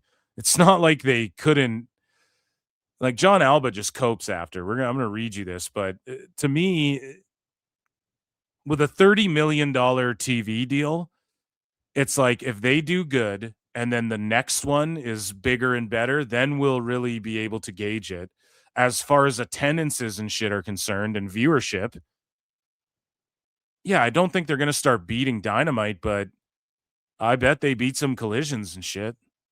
There's going to be times where Collision has to go to Thursday, and I bet we'll see TNA slap them around. I bet we'll see AEW win a couple too. It'll be awesome. It'll be awesome, man. I can't wait. A couple weeks away. Shout out TNA. But TNA's moved to AMC, roughly 60 million US homes. TNA averages around 100K viewers now on Access TV and TNA Plus. With AMC support, the promotional pushes, key lead-ins, and event tie-ins hitting around 200K to 300K plus viewers. It is so fucking cringe that this is what the fuck. Like, aren't you just a fan, bro? What are you talking about? Viewers regularly in 26 is a plausible projection. Well, at least Aaron Loves Wrestling's keeping it real, and he's clearly listening to PWT. Right? They could do 300K viewers regularly in 26 is a plausible projection. Dynamite averages 450 to 520 viewers with signs of stagnation. Throughout 2025, Dynamite has tended to average roughly 480 to 520. Though special events like Blood and Guts is significantly higher, around 600. TNA shown real growth in 25. Weekly Impact tapings typically draw 1,000 to 2,000. Average weekly attendance, Dynamite and Collision is approximately 3,100 to 32. Per WrestleTix, estimated ticket distributions for 25 regular touring stops. I don't think it's around 3,100. I don't think, does Dynamite average 3,100? It's got to be closer to 2K now. There ain't no fucking way. Maybe they do enough of like the random 4 and 5s or whatever, because Dynamite will randomly do like 4,000 people there or whatever. So maybe, but they've been doing like 1,100 and 900 tickets and shit like that in 25, bro. And provided that's a residency, but like still doing fucking sub 1,000. That's crazy. TNA isn't too far off. Is this just noise or early signs of a power shift? Now, here's what I'm going to tell everybody. All you fucking redacted sickos, all you fucking hack pundits like John Alba, who AI could do their fucking jobs. I'm going to tell this to all you motherfuckers, and you better listen, okay? Because Phil don't fucking miss, okay? Just in from Phil Marks of PWT. He says, I told you so. The conversation now is TNA versus AEW. Perception is everything. I'll say it one more time. Perception is everything. And the conversation is what? TNA versus AEW, period. So that's what it is now. That's what it is. It doesn't matter. You can flip-flop, spurg out, go, but the key demo, Brian, and 15 to 59. You can do all this dumb shit, all you fucking want, but the max numbers, Phil Marks, with your tongue out, pass me a float. You can do whatever the fuck, say whatever you want. Perception is everything. The people will tell you what it is. John Alba, you don't get to tell people what it is. And look at his response to this. So everybody comparing WWE to AEW forever, this entire time. John Alba isn't there going, this needs to stop. Comparing AEW to WWE, this needs to stop right now. He's never made a statement like that, but now he's all, he gets his interview with Tony Khan, and now he's just fucking all, we need to stop this.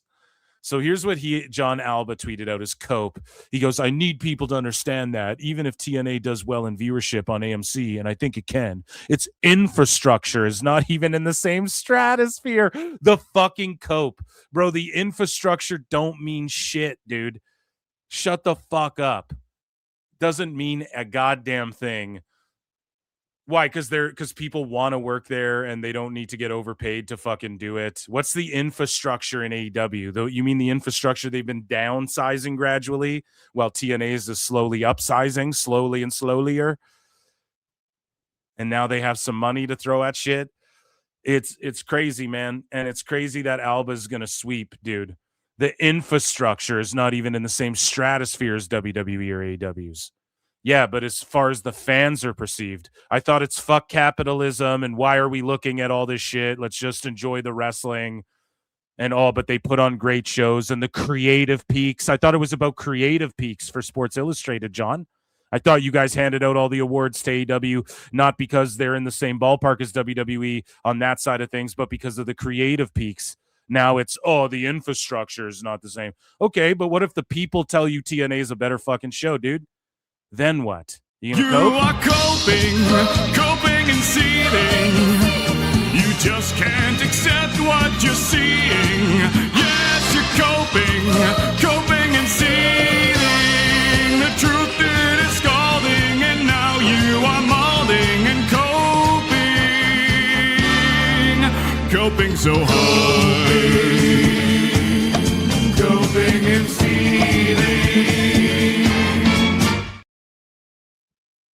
The people decide, dude, not you. And so John Alba is now saying it's going to be a marathon, not a sprint for TNA. Sounds familiar. These comparisons gotta stop. Why? Why do they gotta stop? Why? Why should they? Why can't we compare them?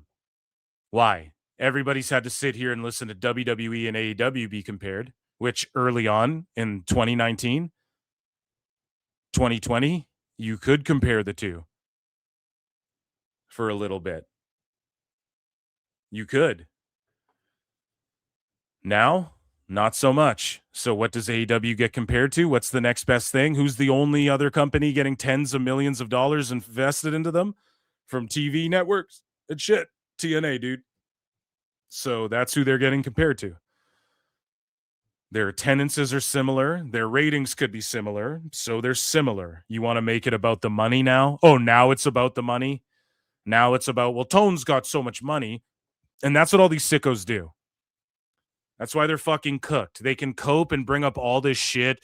WWE's ticket sales have gradually, there's been 30% less people over time, and no one wants to talk about it. Yeah, they're charging way more for fucking tickets.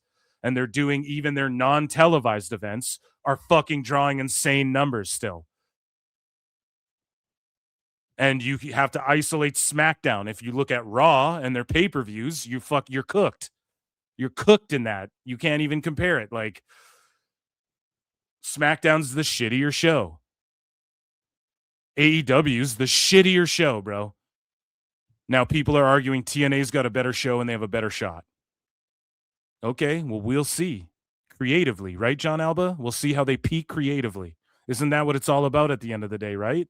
But no, we can't compare them. No, there's no way. Stop comparing them. AEW, Tony Khan could just buy and paper the house more. What infrastructure? Do you got a stage? Do you got a ring? Do you got microphones? You got TV cameras? Okay. We'll see. We'll see who draws. We'll see what people watch. Oh, but this company has more money in the bank. John Alba's the same cuck going, can you believe people cheering capitalism? Why didn't you ask Tone about why he makes the fans chant pay-per-view? Tone literally makes his fans chant pay-per-view at him. Why doesn't capitalism suck then? Is it about creative peaks or is it about Tony's bank account, John? I think it's about Tone's bank account now for you, bud. No, anyways. And then speaking, pay-per-view buys, complete and utter lies here. So, Dave Meltzer posted this again. We'll put Flutes in the chat. I mean, fucking Dave is just, I can't believe he's still on with this shit. And I've told you guys this, and now that Dave Meltzer, or now that the UFC is on Paramount and pay-per-view is not a thing anymore in that realm, Dave is officially irrelevant in MMA Because when MMA pundits go, what were the pay-per-view numbers on this thing? It's Dave Meltzer's what comes up. They don't understand he's been proven a fraud a billion fucking times in pro wrestling. And so, you know, the Wrestling Observer is what comes up as like, oh, Dave Meltzer of the Wrestling Observer reports, here's the pay-per-view buys. And they just look at it like, well, he's been tracking pay-per-view buys for 50 years, but UFC doesn't have pay-per-view anymore. So he's irrelevant in that world now. And he's irrelevant in pro wrestling. Well, he's not actually. Dave is relevant. He absolutely is. Just his ideas are irrelevant. And so he's like lolcowing himself. He's like memeing himself into obliviacry. Smashed his knees into obliviacry. You know what I'm saying? Smashed your knee to obliviacry. And that's why I kicked your leg from your leg, Dave. But early indications are AEW, Worlds and, except will do the same or, better pay-per-view buys than Full Gear, which drew around 140,000. So these are lies. Dave is the source on pay-per-views, as we here. He just automatically, since Amazon's been a thing, he's been automatically adding 30% of what he... So he gets a number, and let's say it's around 90,000. He'll just add 30% to that because of Amazon, Brian, and because now you can buy it on Max. He's too retarded to understand that now that they've added it on Max and Amazon, there's probably people who bought pay-per-view the traditional way. There's probably a bunch of them who now just buy it through those if it's easier. It's not that there's more of them. It's probably less traditional buys, and then Dave's going, but plus 30% on it. No, it's the same fucking people, dude, who were buying it traditionally. So he just lies. Even though the Google Trends, the analytics, nothing would indicate that this was as popular of a pay-per-view. The trends were that Full Gear was trending higher than World's End. And then the estimate comes out that World's End did 140,000 buys. It's just not real, bro. You can't trust it because Dave's the only source. If someone else comes out and goes, no, Phil Marks, they did do around fucking... If Tony Khan came out, he has to know the buys. If he doesn't, he's an incompetent fucking twink. But if he's Dave's little twink, you know? But if he... So he must know the buys. There's no way. So there's got to be like the number Tone tells Dave, and then Dave just adds 30%, because there's no way, unless someone else like Tone or like Amazon goes, yep, 30% on top of that, of what that number, whatever the fuck. You just can't believe anything Dave says. He's the only source. Goddamn liar! He's the only source. So I would say, to be fair to AEW, 140,000 minus 30%. So 98,000 buys. Let's give them that. I'll give them that. I've always said about 100,000, and that's being generous. I'll give them 100,000 pay-per-view buys each time, around 90 to 100. So minus 30% on that, 98,000. Okay. I think that's roughly what it was. It's not what Dave's saying. He just adds 30% because of Amazon automatically. He admitted to that. If people are sitting here going, oh, come on now, Phil, that's not very fair. Where did he say that? Just go back. There's a playlist, Dave Meltzer, dumb moment of the week. Okay. And you can see where it appears he said that. Not appears. It's where he fucking said that. Okay. Guys, sorry, I see a super chat here from George Capture for 5. Says, oh, by the way, Tony was live a bit earlier tonight to explain all of this crap. Excellent. So George Capture's been on Tony Khan Walter, I believe, and we have a Tony Khan live segment, of course, and it's perfect time because we're getting into the Takeshita and the Tony Khan Cringe section. Now, Tone hasn't gone live in a while because I've been roasting him. Thank you so much for the super chat. And yes, let's get into, guys, patreon.com/Pro Wrestle Times. Make sure you check it out, okay? So this is what Konosuke Takeshita is doing a day before defending his IWGP World Title in a sold-out Tokyo Dome. すごい団体ですよ。そうですよね。まあでもね、赤井さん。 There, he is hosting a Diddy party here in some Fed. そうですよね。まあでもね、赤井さん。 This is the IWGP World Heavyweight Champion. We'll rule you. Getting his ass ruled.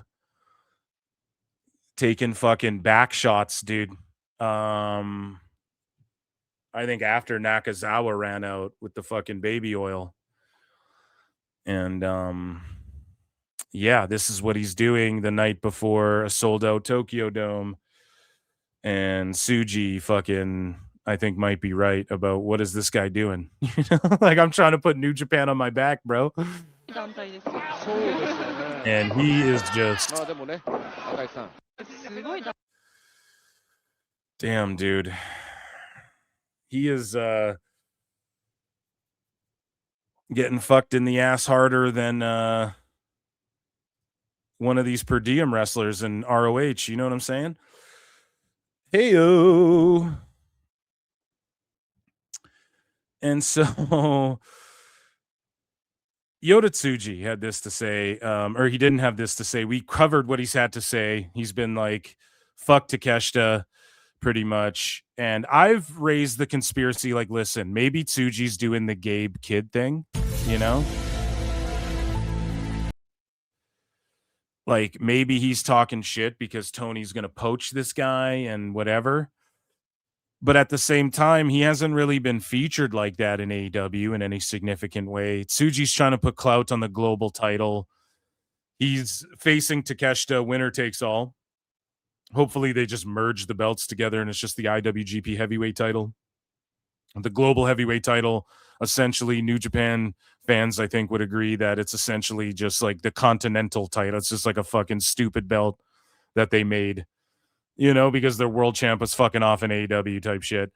Who knows if Tsuji's coming over or not. He said he has a 3-year plan, though, for New Japan. And he's like, fuck AEW. And Fightful Select reported that New Japan sources do not believe Tsuji was in character when speaking about his feelings on the AEW New Japan relationship. Who knows what Fightful's New Japan sources are. Fightful has had a couple lately. They're reporting shit like Liv Morgan is going to be factored into WrestleMania significantly. It's like, oh, one of their top stars, you fucking think? Like, how do people pay for this shit? I have no idea. But yeah. Let's hope Fightful's right about that, okay? And so this guy here, AEW Highlights, tweets, I'm not surprised he said that. And here's Tsuji, man. Like, he's with Shinsuke, he's with AJ, he's with Punk backstage. It's him and Takahashi, and he's backstage with, you know, Io Sky and Rhea Ripley. This was recently when they were in Japan, when WWE was in Japan, I believe. And if not, yeah, this was recently. And so it's not that that's anything like Okada's done that. Lots of guys do that. They're fucking pro wrestlers. All the New Japan guys go to the show. There was the one WrestleMania where all the New Japan guys were sitting in the crowd when Braun Strowman went out in the crowd to go find Nicholas or whatever. Y'all remember Nicholas? And yeah, they're sitting there and like fucking Suzuki and these guys and like Ishii and shit are sitting in the crowd. So they'll even travel over for WrestleMania. Like, all these guys respect and love WWE and whatnot. It would be awesome to see Tsuji go to fucking WWE too. I'm all about like the way international. I know Vince Russo's like, bro, I can't speak English or get out of my country, bro. But you know, these international stars like Stephanie Vaquer doesn't got to speak perfect English, and she can cut a half on Espanol promo, and Asuka can speak half on Japanese and fucking whatever. It works, man. People are like, we can Google what they said. Speaking of which, I translated what Nakamura said, or someone translated it, and I got the translation rather of what Nakamura said to Tama Tonga. They, you know, people use the internet now. I mean, yes, to an old head viewer, it might be a bit of a turnoff or something, I guess. But And some people don't like it. They don't like the overtopness of the Kabuki Warriors and shit like that. But I just think it's 2025, man, or 2060. You're so 2008. I'm living in the past. Time Cop. It's still 2005 to me, damn it. It's 2005. I'm fucking all over the place here, just like Time Cop. But 2026 though, dude, it's 2026. Like, we got to get over that shit. You know, I truly believe that in MMA, whatever sport, it doesn't matter what language you speak. If you translate, if you got past the sauce test, you know, if the sauce is hitting, if you have aura, it fucking translates, you know, and people online, people can read subtitles. In fact, every fucking clip you see online, they add subtitles because people like that shit. How many of you guys, show of hands class in chat, how many of you guys watch Netflix with the subtitles on and shit? You know what I'm saying? How many of you read books? Show of hands. It's weird because books, people like audiobooks now, but when you're watching shows, people like turning the volume way down a lot of times and reading the subtitles, man. A lot of people like that shit. And we're capable of reading subtitles / Googling what the fuck the one sentence they said on a show was. You know, so I just think that Tsuji would be awesome if he came to WWE eventually one day, but I want to see him usher in a resurgence. Let's see Tsuji get Nakamura over there for a match for the world title in Nuge. I want to see a Nuge resurgence, man.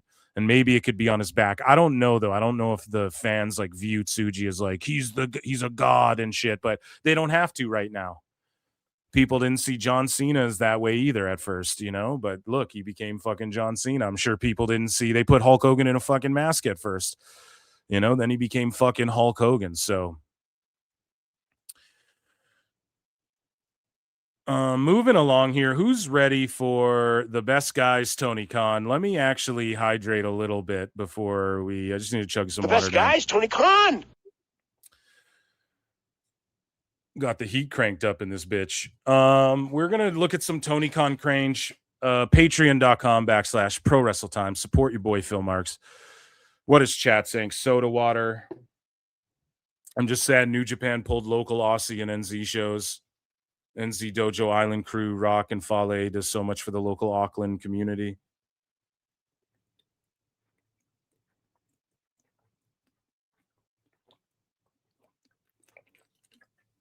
It's up to WWE, man. You guys could just disgustingly hear me chug. There's like 250 watching across 40 watching across X and YouTube.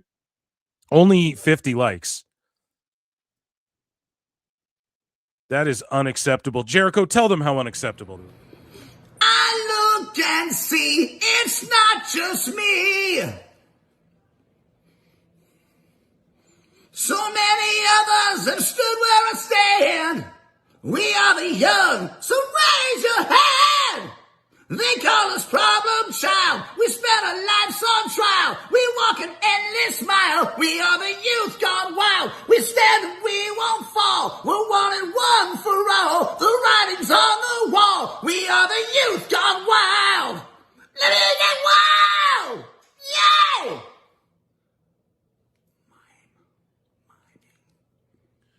Thank you, Chris. And if likes don't get up to 100, he will be doing another run-in. Although I think the people want that. So, ladies and gentlemen, this is a segment within a segment, and it is called The Best Guys, Tony Khan. Tony Khan. This is great. So Tony Khan fucking humiliated himself recently again, pulling a Dave Meltzer, asking Grok, these guys are such fucking lame ducks. They fucking ask Grok shit. They react to Grok shit. Not that you can't ask Grok shit, but like, when Dave is sitting there trying to correct Grok and he's like having arguments, Grok agrees with me that this or Grok, whatever the fuck, it's cringe. It's super fucking cringe. People are asking Grok dumb shit and then Tony Khan's responding to it now. And then he gets completely fucking pwned by AEW neckbeards, which was so funny. My misery! And we're going to react to that. And then we're going to watch a Tony McCon live video that I have pulled up here. But basically what happened is this Aaron Loves Wrestling. Again, this guy. Or no, not him. Aaron Rift of NoDQ.com. Fuck, I thought that was the same person for some reason, but I guess not. I thought like that Aaron guy was this like the No DQ guy. Whatever, my bad. All these sickos look alike. No. So he asks, "Hey Grok, remove the worst wrestling booker from this image and keep the best one." And then Grok puts up this image and says, "The best guys, The best guys, Tony Khan. Oh my god, dude. So Tony Khan then responds and goes, "Thank you, Grok. Hashtag AEW Collision. Hashtag AEW Dynamite." 5.5K sickos like this shit, dude. Crazy, dude. Oh, man. And so Meltzer said, "What the fucking goat?" chimes in. This is my guy right here. And so then he re-asks Grok some shit. And then Grok says, "This post features an edited image where Paul Heyman's face is obscured in a side-by-side photo with Tony Khan, responding to a fan's prompt to remove the worst wrestling booker and retain the best, implying Tony Khan's superiority in creative decisions. This take contrasts mainstream views, praising Heyman's WWE storytelling legacy as seen in his ECW and WWE runs." So Grok thinks Grok thinks Triple H is fucking Paul Heyman, dude. You know what I'm saying? And then Tony Khan thanked Grok. And this is what I mean. Like right now, the big thing that's going on, and a lot of these sickos are doing shit like this, which we'll see in the sicko segment. I'm not going to play any of the fucking videos, but sickos and wackos are like saying, "Hey, put Liv Morgan in a bikini and shit." Or like you take a picture of any celebrity or any girl posts a picture of herself, and then people will go, "Grok, put this girl in a bikini," or whatever. And AI is just fucking crazy to where, it looks super fucking realistic and shit, but people are posting these and we're seeing wrestler ones, and it's just such down bad sicko fucking activity. This is where AI, like some legal shit's gonna happen. You shouldn't be allowed to type in like, whatever the fuck, Rhea Ripley, now put her in a thong or whatever. You shouldn't be allowed to do that. I think that's fucked up. Even if they post their nudies and shit online, and I tell you guys all the time, don't be simping and shit, okay? But like simping for AI is like doubly worse. I'd rather you guys simp for OF models just normally and shit than simp for AI images of them. It's just crazy. It's fucked up, man. There's gotta be some like ramifications to that. I don't know. There's gotta be repercussions, not to Grok, not even like to Elon. It's not just a Twitter problem. It's AI in general. Okay. So I just, it's fucked up. And I mean, at one point you had Grok like putting people in like Nazi outfits and shit. And then they made it so you can't do prompts like that. Now, if you look at Elon Musk's Twitter, like he's posted like big titty anime angel warrior girls and is like, "This new AI, whatever the fuck." So I don't know if but I'm sure you could just make it so Grok can't do that. That would be the easiest solution. I don't know about there's new AI platforms and companies coming out every fucking 2 minutes. So I don't know. Grok is just the fact though that Tone goes, "Thanks, Grok," with what Grok's been doing recently. Like it's doing some bad shit. And then also just when Dave Meltzer was arguing with Grok, it's so fucking cringe. Under every single post, someone goes, "Explain this," or whatever.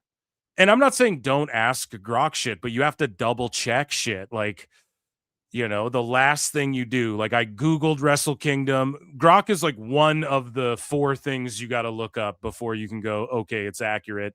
You got to like doubly check with Google because they use AI. Like Google will use AI now too. And who knows if it's 100% accurate? Probably not.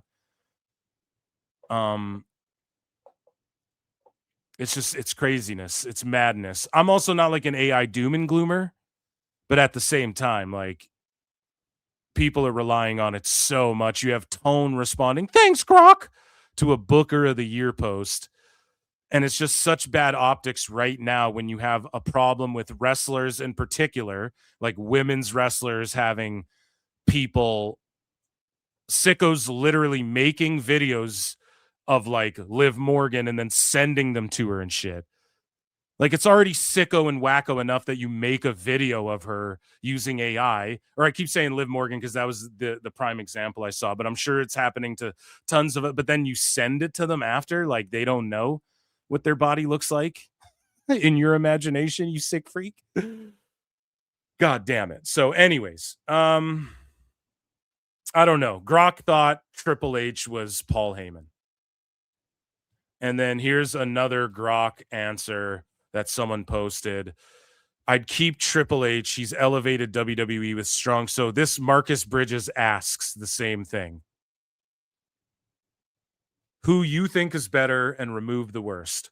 And then Grok goes, I'd keep Triple H. He's elevated WWE with strong, consistent booking and character development. Tony Khan has creative highs in AEW, but inconsistencies hold him back. So I'd remove him. What's your pick? So it's like everyone could ask and you're going to get, it's like the algorithm. You're all going to get a different fucking answer. But it's just so, it's just cringe. It's so cringe that everyone's going to bat for this guy, you know?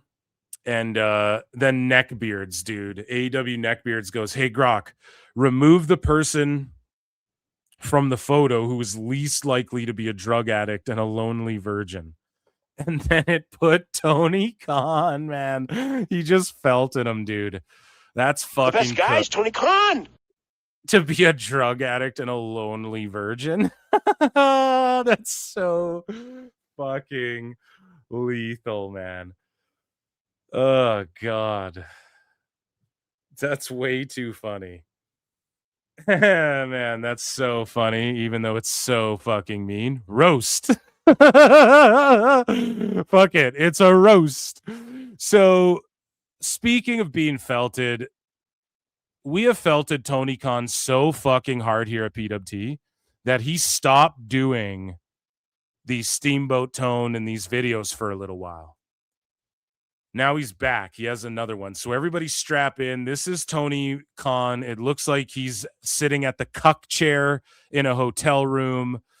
He just finished watching Dave and Brian fucking discuss Booker of the Year, right?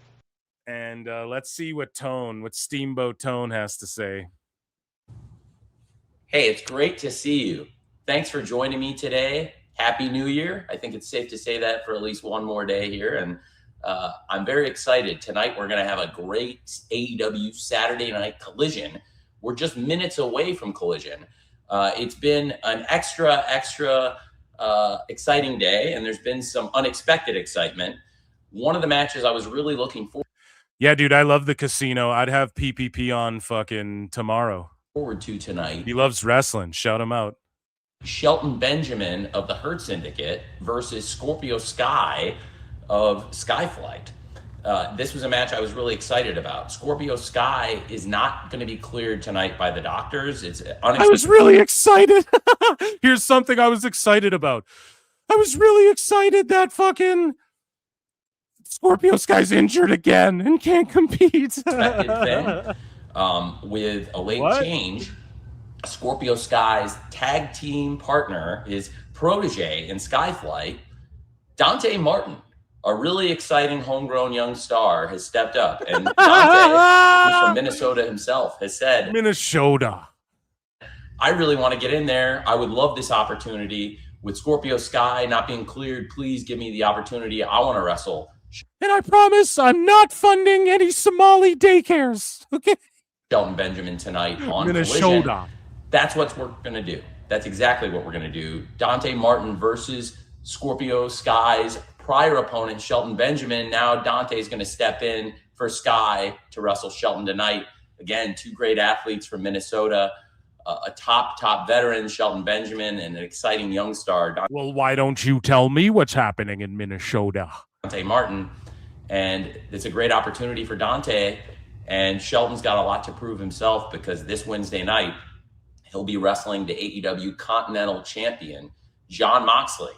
Speaking of Jon Moxley and the Death Riders, they are in the house. I'm very we know, bro. They're at every fucking show ruining it. Very excited about tonight. We'll have We know you're very excited about it. You just said that. Why doesn't he clip this into 7-minute long clips and then fucking upload them as like with subtitles and edits?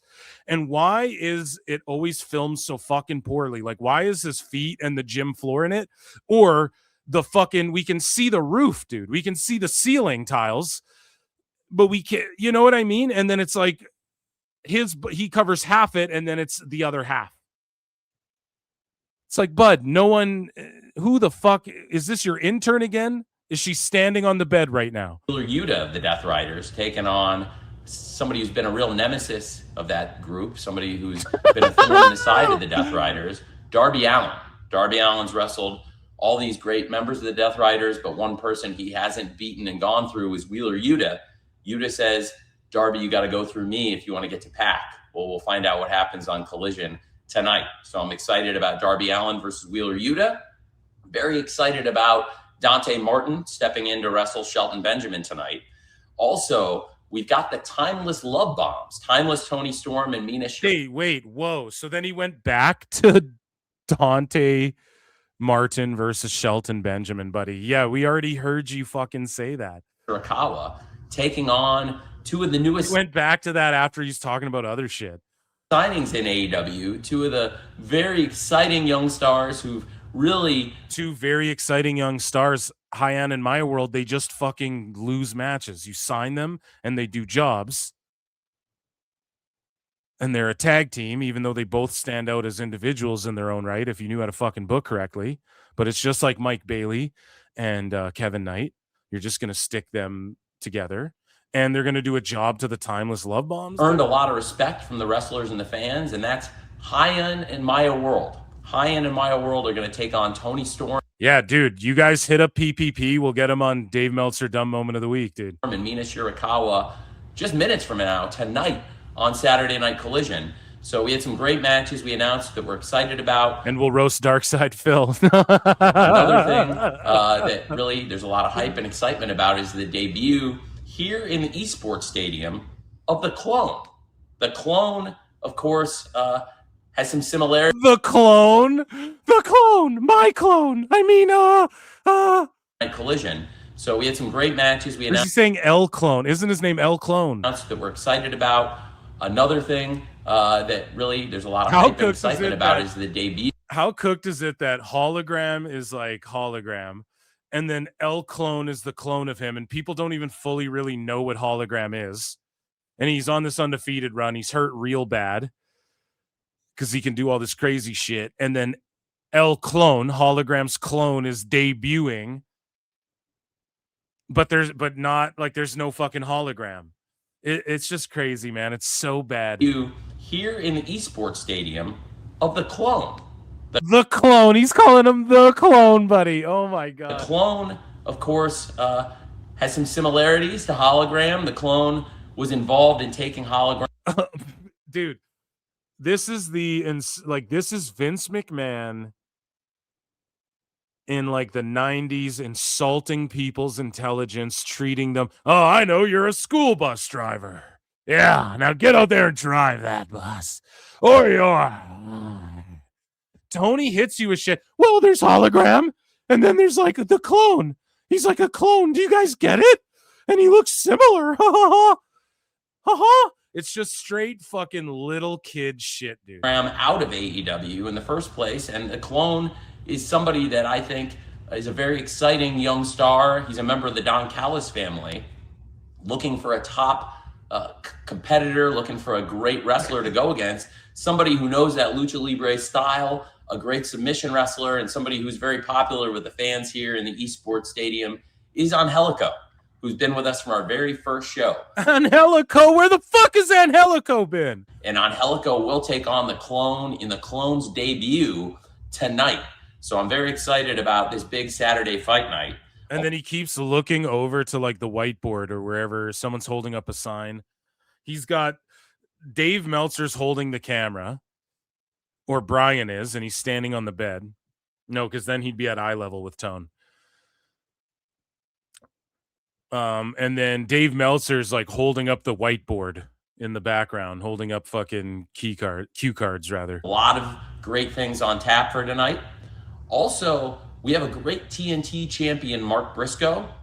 After he was a part of the big Mixed Nuts Mayhem, Mark Briscoe wants to get back to making.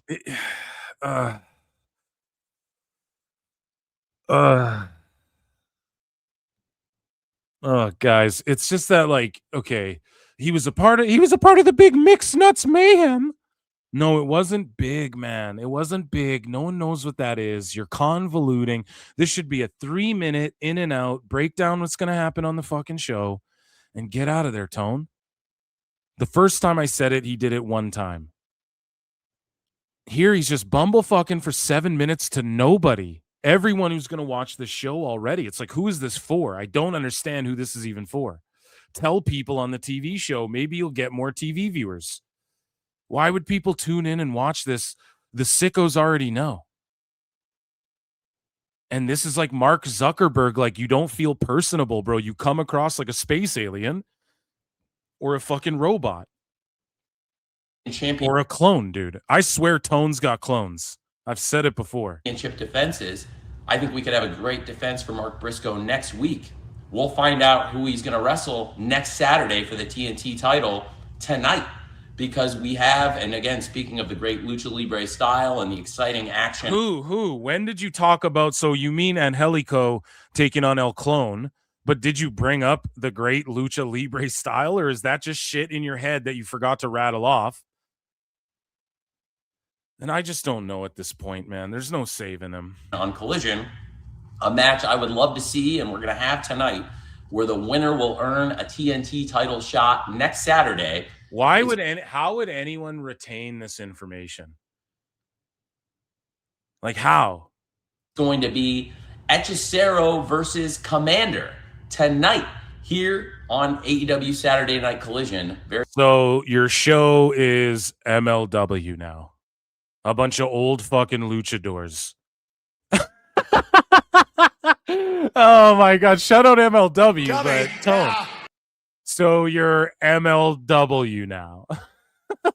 Very excited for Commander to take on Hechicero, and the winner of that match will wrestle Mark Briscoe for the TNT title right here on TNT, right here at the Esports Stadium, live next Saturday night.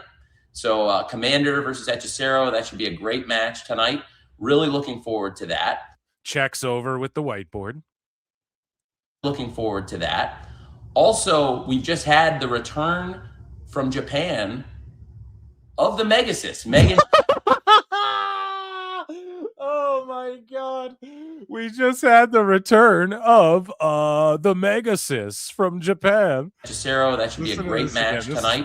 Really looking forward to that. Also, we've just had the return from Japan.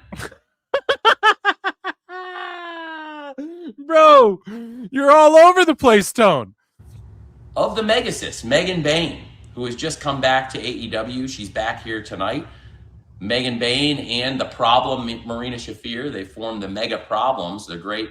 Oh, the Mega Problems. That's actually not a bad name, but you have the Mega Problems, Tone. Singles wrestlers and a great team. You got Mega Problems, Tone, on your hands. That's not a bad name, though, for a tag team. They're here. They're looking for a fight tonight. With Megan being back and the Death Riders in the house, I think that's something to keep an eye on.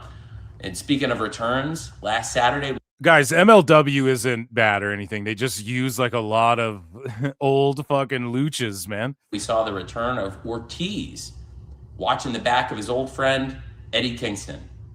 They're going to be here tonight, and I'm excited to hear from Eddie Kingston and learn about the return of Ortiz last He's holding the cup like it's a fucking microphone, dude. week. And again, a lot of great action. Eddie and Ortiz, great individual wrestlers, but had the makings potentially. And again, Ortiz, a lot of great action, buddy. You weren't talking about great action. And again, a lot of great action. Eddie and Ortiz, great individual wrestlers, but had the makings potentially of a great combination too. And speaking of great combinations and great individuals, two of my favorites here in AEW in the past year and looking ahead to this next year are Jet Speed, the Jet Kevin Knight and Speedball Mike Bailey. We've got Jet Speed in the house. I keep saying everyone's in the house. We got Jet Speed in the house. Yeah, we have great air conditioning. Also, Mike Bailey and Kevin Knight are here. Oh my God, dude. And I understand that there's a bounty out on the head of Jet Speed. I was approached by Brian Keith and Big Bill, who've told me there's a price on the head of Jet Speed. Then why, dude? First off, Tony, what's with the sass? Okay, look at this sass he's hitting us with. A. And B. So two guys walk in your office and go, there's a fucking bounty on Jet Speed's head for no reason other than, oh, Brian Keith and Big Bill are back, so let's book them. Oh, I forgot about Keith and Bill because I got Jet Speed, so let's bring them back to lose to fucking Jet Speed. And they walk in your office, why isn't this on the TV show? And they're like, we're putting a bounty on him. For what reason? Make us care about something. Oh, there's just a bounty because, you know, that's Brian Keith is the bounty hunter and I'm a fucking hack. Like, Tone, why isn't this on the show? And also, why can they walk in your office and go, there's a bounty on someone? And then you as the boss are just like, okay, well, I'll make a match. That should be part of the TV show, man. But instead, he's just cute and coy and zesty. Price on the head of Jet Speed. And I know that Jet Speed have made a lot of enemies here in AEW. Big Bill and Brian Keith are aiming to collect that bounty. Of course, why can fucking, so they're able to collect the bounty. So who put the bounty on their heads? So Brian Keith put the bounty on the head and is going to collect his own bounty? Do you understand how this stuff works, Tone? And it's like, let's say someone else did it, whatever, it's Ricochet or something because Jet Speed have made a lot of enemies or whatever. Why isn't this on the show? Why can Death Riders, Moxley kidnap people and shit, and then you cut these promos in your office going, oh, Moxley's pissed and he stormed in my office and said he wants... And it's like, bro, he just suffocated people with plastic bags last week. Like, why don't you reprimand him? Why don't you punish him? Why do you keep rewarding him? Oh, they put a bounty on two of my top young talents' heads, and I'm like, hey, let's let this go. Let's just see where it goes, and I'll just tell you guys from the cuck chair in my hotel room. The fuck are you doing, bud? This is terrible. Tony's the worst booker, I think, of all time. Last week, Jet Speed teamed up against the Demand and Don Callis's family, so I know there's a lot of enemies of Jet Speed, and I know that Big Bill and Brian Keith want this match. Jet Speed want it too. So we're going to have that match tonight as well. There's so much to look forward to. Again, it's been a bit of a crazy day. We were really looking forward to Scorpio Sky taking on Shelton Benjamin tonight, with Scorpio Sky not cleared as a... Bro, holy fuck, man. Oh my God. Tone, you already fucking said this, bro. Oh my God. Dude, you started the video saying this shit. Oh my God. Steamboat fucking Tone over here. We're just saying, if you're joining us live here, catching up, Dante Martin of Skyflight has volunteered to step in. If you're just joining us, man. So, like, he's doing this live. People are tuning in like it's a fucking radio show. If you're just joining me, 4 minutes ago, I told you about how. So, just a quick reminder. He just doesn't get how social media works, dude. Changes elsewhere on the card to reflect this. It's going to be a great night of wrestling. Don't miss Saturday Night Collision. It starts at 8 p.m. Eastern, 7 p.m. Central, minutes from now on TNT, or you can stream it on HBO Max. And we love having live Saturday nights here on TNT. It's a real privilege, and we hope you'll join us for Collision minutes from now tonight. Thank you very much. Minutes from now tonight. And he does this right before the show goes on the fucking air, and he's just dying to sip that fucking cup. He's just dying to sip out of that cup. Man, how fucking embarrassing, dude. Triple cup Tony Khan. Holy shit, guys. That was the best guy. I mean, I don't know what to say. They're fucking cooked. The best guy is Tony Khan. So funny. And yeah, that, ladies and gentlemen, was AEW News. Ichi Nissan. Duh. I'm glad, Tone, keep making these every week. I miss them. We missed you, Tone. Everything's great. Tony the Tiger. Oh my God. Round of applause for that segment. That was awesome. It was good to see Tony back, and he just still hasn't learned anything, hasn't adjusted anything.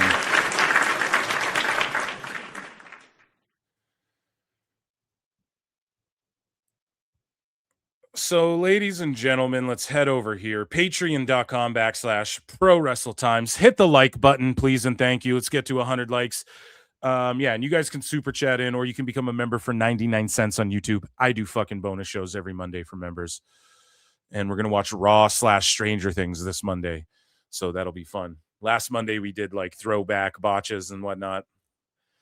So, ladies and gentlemen, banjos and guitars in the chat, it is time for a little TNA news.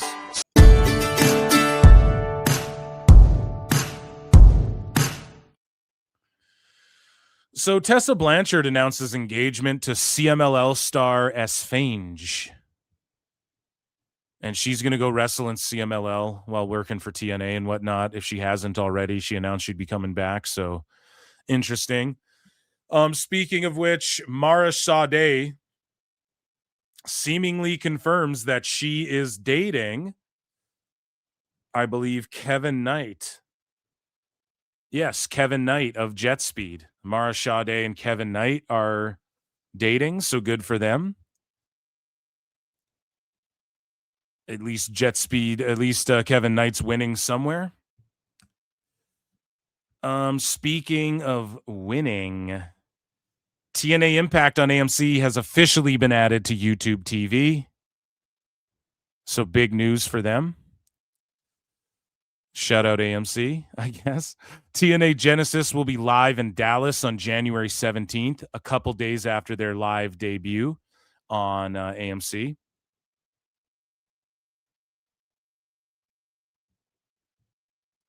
And so let's see here. We have, these are the stars they have lined up. Are there any matches? Yes, Cedric Alexander versus Leon Slater versus Moose. And I thought they said Cedric was done there, but again, TNA will sign like 3-month fucking deals and shit like that. Elijah versus Mustafa Ali.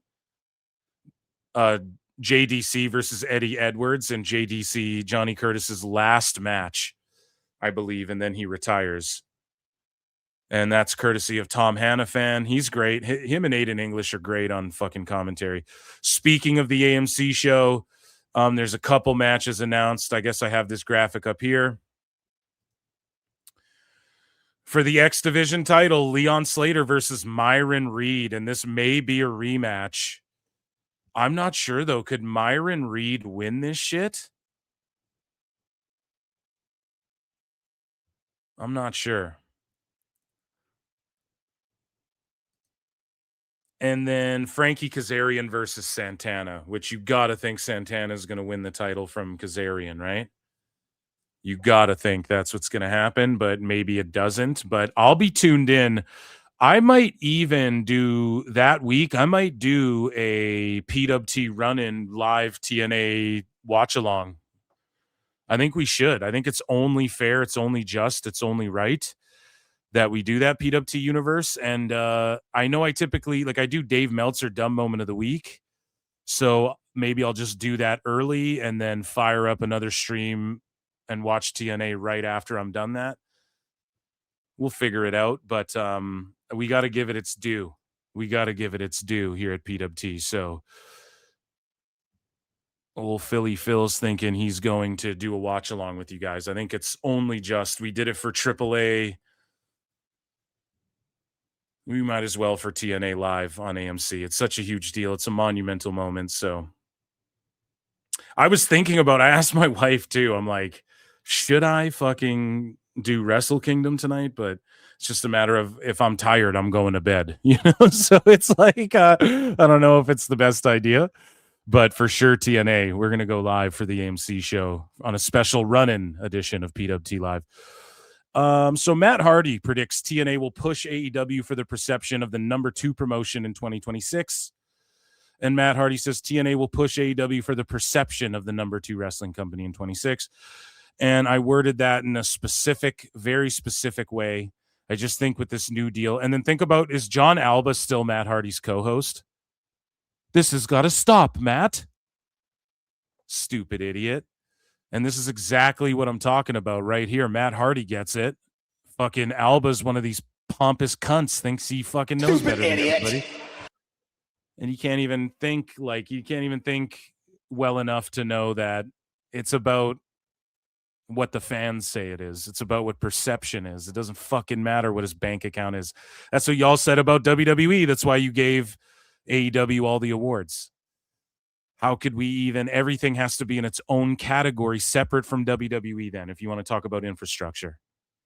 Because AEW is not even close to WWE. Infrastructure-wise. They fucking hire high schoolers to do camera work and shit. Or you'd be like, Alba would be like, oh, come on, that's not very fair to bring up the high school union workers and shit, but it is. You're talking infrastructure. So who's got that down? Or are you just talking about bank accounts? I see right through you motherfuckers bullshit. Anyways, so Matt Hardy's just like, yeah, obviously monetarily we're not going to be doing the same deal, especially for media rights. AEW are currently, but it is going to look and feel like a big time promotion, etc. We know that, Matt. You don't gotta fucking you do gotta tell Alba if he is your co-host. Move out my misery. So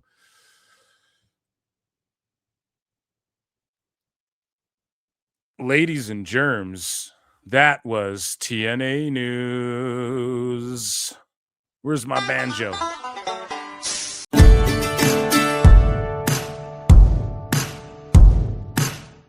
So we have WWE news to get into here next, and I can't wait for it. Let's share this tab. We have quite a bit of WWE news to get into. So, guys, there are 270 plus watching across X and YouTube, 65 likes, you sons of bitches. Now I'm going to fill the shill. Guys, the NordVPN holiday deal's still going on. 3 years, 75% off, 3 free months. Okay? It's like $250 a month, 30-day money-back guarantee, 10 devices. Protect yourself online. NordVPN.com/ProWrestleTimes. I use the shit. That's why I shill it to you guys.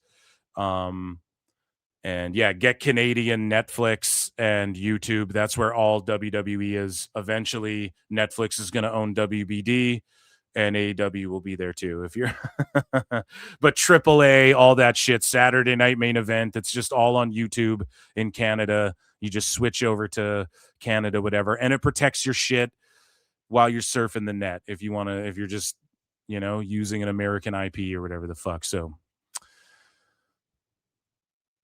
run those shits up. Okay, it is time for, ladies and gentlemen, WWE.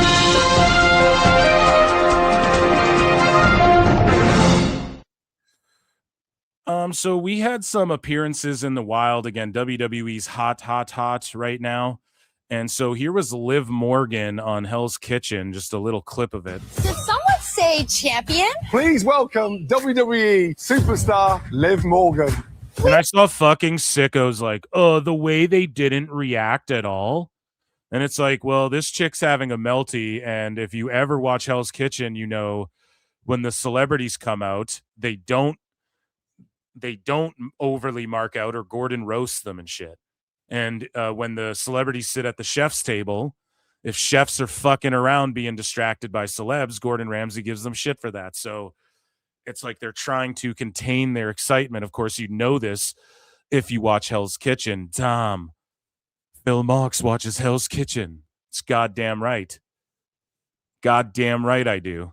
Morgan, what is going on right now? Are we gonna get a live wrestle match in front of us? A Because live wrestle match in front of us. I'm here for it. How do you stay on top of your game? A high level of commitment, a constant want for improvement, and always staying at the cutting edge of your game. And then Braun Strowman. So again, I've talked about this. Strowman, he was there with Big E, and I'm not sure when they taped this shit, but it's when Liv had the world title is when this was filmed. So I'm not sure, like, was this right after Braun was released or whatever? Because the whole thing with that Braun Strowman eats everything, which WWE.com or WWE's YouTube rather, pardon me, is just uploading episodes of in full because they produced the goddamn show that came out after he was released, and that's why it was kind of a shock. Like, he was slated to do all this shit for them, and he might still, I don't know, they released Top Dollar, and then they still did that fucking Treasure Hunter show, or that whatever Most Wanted, or whatever the fuck it was called, whatever show he was a part of there. So it's not like they won't work with Strowman and shit, but yeah, that I could totally see them bringing him back eventually if he just took less money is the only thing, because he'd be doing less dates. But with the amount that the Wyatt Six is booked, he could be involved with them. You know, Strowman could come back and get in Tala Tonga's face or whatever the fuck. And he could just be like, I pop up here and there if he even wants to do that. But I mean, his show is pretty fucking popular. They're just uploading episodes to the WWE YouTube, though, of Strowman Eats Everything or whatever the fuck it's called. And we should watch that because they'll hit me on YouTube, but I should watch those with you guys on Patreon, I think. Patreon.com/ProWrestleTime. So in other news and big time wrestler news, speaking about Prime to make the big bucks,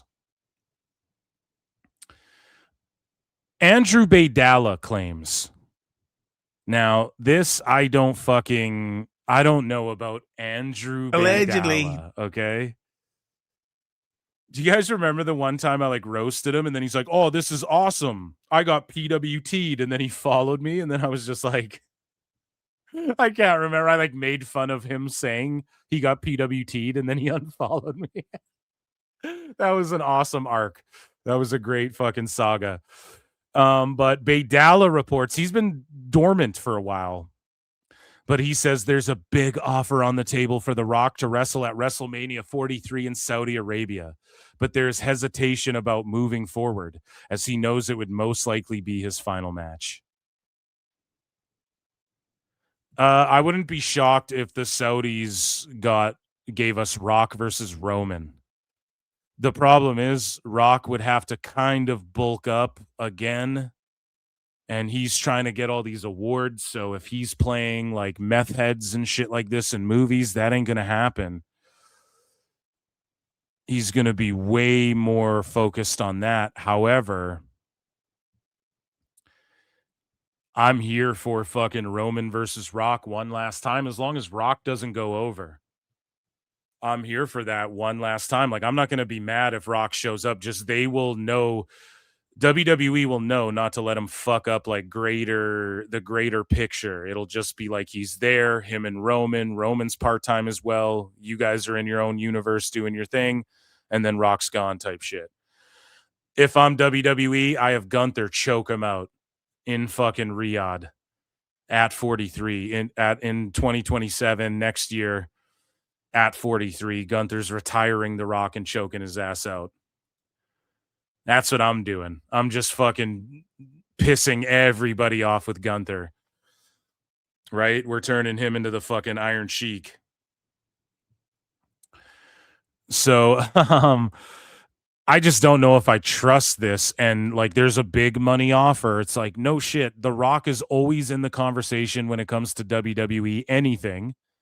And the Saudis, like, no shit. If anyone shows up as a performer there, they're getting a big ass paycheck. And if the Saudis want them, they're going to fucking get them. Okay. They got fucking Pete Davidson, whose dad died on 9/11 to perform in 9/11, was a firefighter, I believe, in 9/11, died, and they got him to perform at the Riyadh Comedy Festival, for fuck's sakes. Okay? There ain't no fucking way they don't get The Rock if they don't want him. All right? So I think there was another update on that. Yeah, so here's what Bay Dalla posted. He says, before these rumors get wild again, The Rock is not wrestling at next year's Mania. The big offer under discussion is for Mania 43 in Saudi, and there appears to be hesitation about proceeding, given that The Rock knows it would most likely be his last match. So what are you fucking saying, buddy? Before the rumors get wild again, The Rock is not wrestling at this year's WrestleMania. The big offer is for next year's WrestleMania. Okay. All right. I don't know, man. Why are we even talking about that year's WrestleMania yet? Who gives a shit? Shut the fuck up. So speaking of deals and contracts that could be going on here, the coach, Jonathan Coachman, says, okay, I'm going to try this reporter thing. Now, the coach has just been riddled with misses in 2025.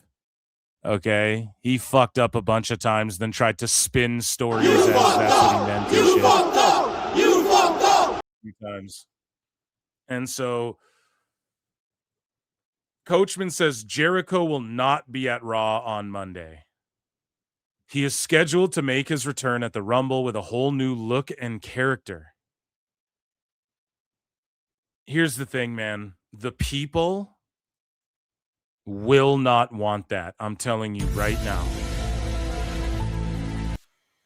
If he doesn't come out where the timer comes out and then and I swear Jericho's leaking this out there himself because Jericho works the sheets.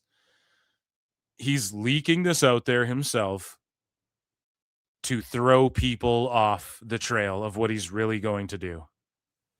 An all new character, like what? The Learning Tree. There's no other character. He burned through them all in AEW. If it doesn't have a fucking timer and then somewhat of a countdown, and then it's like, gong, gong, gong, gong, break the wall down in some form. Maybe it doesn't even have to be break the walls down, but it should be a remix of break the walls down. Honest to God. I don't know if you Def Rebel it. I don't know if you... Is that the band for WWE? Def Rebel? Is that what they're called? Yeah. I don't know if you like Fozzy X Def Rebel team up remix of break the walls down, break down. Like you could probably remix that song and make it really fucking cool and more modern.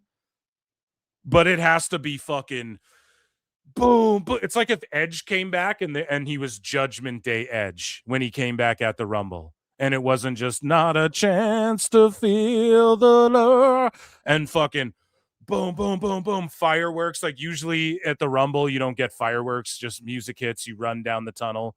Edge hit his pose, right? Metal fucking devil horns in the air, fucking fireworks. Boom, boom, boom, boom, boom, boom. It has to be fucking break the wall down, break down. Boom, boom, boom, boom, boom, boom, boom, boom, boom, boom. The pose, not even the light up jacket. You could do it if you want, but just him with the pose. It's all dark, the fucking spotlight on him. He just milks it. I get goosebumps thinking about it. Crowd's going to go so crazy. He does the slow turn. They have to do that. Now, if they switch his character up progressively over, like, okay, that's fine. But the people don't want Jericho showing up and being like, a lot of people say, oh man, Judas at WrestleMania. No, Judas is played out, man. Judas is done. Judas is cooked. Okay. That one's cooked. Maybe, like, if he did, I wouldn't be offended by it, you know? But Judas is cooked, man. That's not the song to go with either. And Judas is a good song. Like, I enjoy it, but that's not the one. If I was them, and I've pitched this a million times, if I was Jericho, I'd team up with Fozzy and Def Rebel, because it's going to be a #1 hit, and just remix Break the Walls Down, and then Fozzy has a new #1 fucking most downloaded on iTunes and or Spotify or whatever. That's what it's going to be. Most streamed on fucking Spotify, you know? That's what it would be. And I would get Fozzy involved to get them another big hit, you know?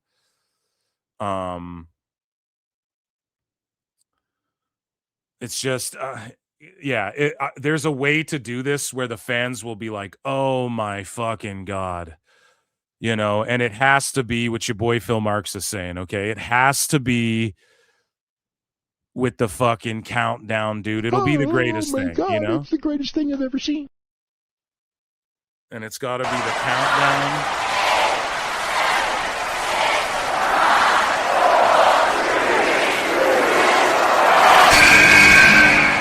And then just fucking break the wall down.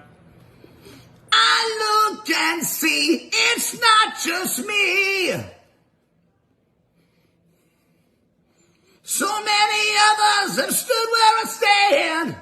We are the young, so raise your hand. You guys know what I'm saying? It has to just fucking, they call a problem child. We spend our lives on trial. Come on now. I can't fucking wait, dude. That's gonna rule.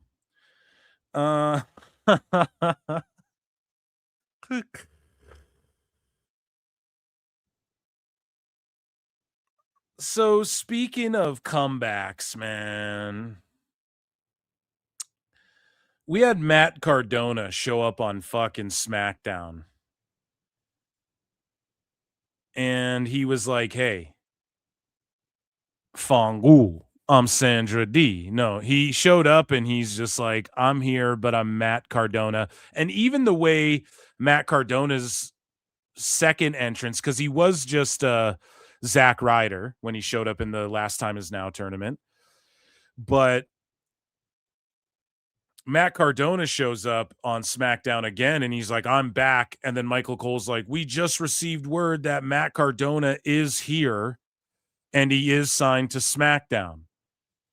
Okay. And it started with like a woo, woo, woo and all that shit. And it was like always ready and all that. And then it switched to Matt Cardona and he just has this shitty generic music. It is what it is. It is what it is, man. I'm not going to fucking hate on it so much, but it would be better if it was just his old theme, honestly. But he always said, I'm not coming back to WWE unless I'm Matt Cardona, which he already accomplished in NXT. But if you want to talk main roster, boom, all these sickos who tried to clown Cardona, and they were all like, oh, he said he'd only come back. Oh, what a joke. And then boom, he is back as just Matt Cardona. And they can sell Zack Ryder merch for the true broskies and hoskies, right? But he came back. He had a match against Kit Wilson. So he's like a mid-lower guy who even fucking knows. He beat him. Obviously, he could work his way up. I think Matt Cardona would be awesome for the U.S. title scene. I've been saying this. And it's not like he's going to get, you know, maybe he gets like a WWE title shot or something. But imagine Zack Ryder, Cody Rhodes, and Ricky Saints in a heel faction. In a 3-man heel faction. When Rhodes turns heel. You know what I mean? That could work, dude. Because Cardona could take L's and then they could use it to fucking, not that he would just be a jobber, but it doesn't hurt him to take L's. And then they could help elevate Ricky Saints in that way. Or maybe they don't want Ricky Saints playing background to anyone, but I'm just saying there's people Rhodes could recruit here coming up for a heel faction. So keep an eye on that. But Cardona had a solid match. Kit Wilson fucking rules. I don't like that finisher Kit Wilson does. Cardona just kicked out of it. I don't like that. It's like a modified twist of fate falling DDT type move. It's so cool.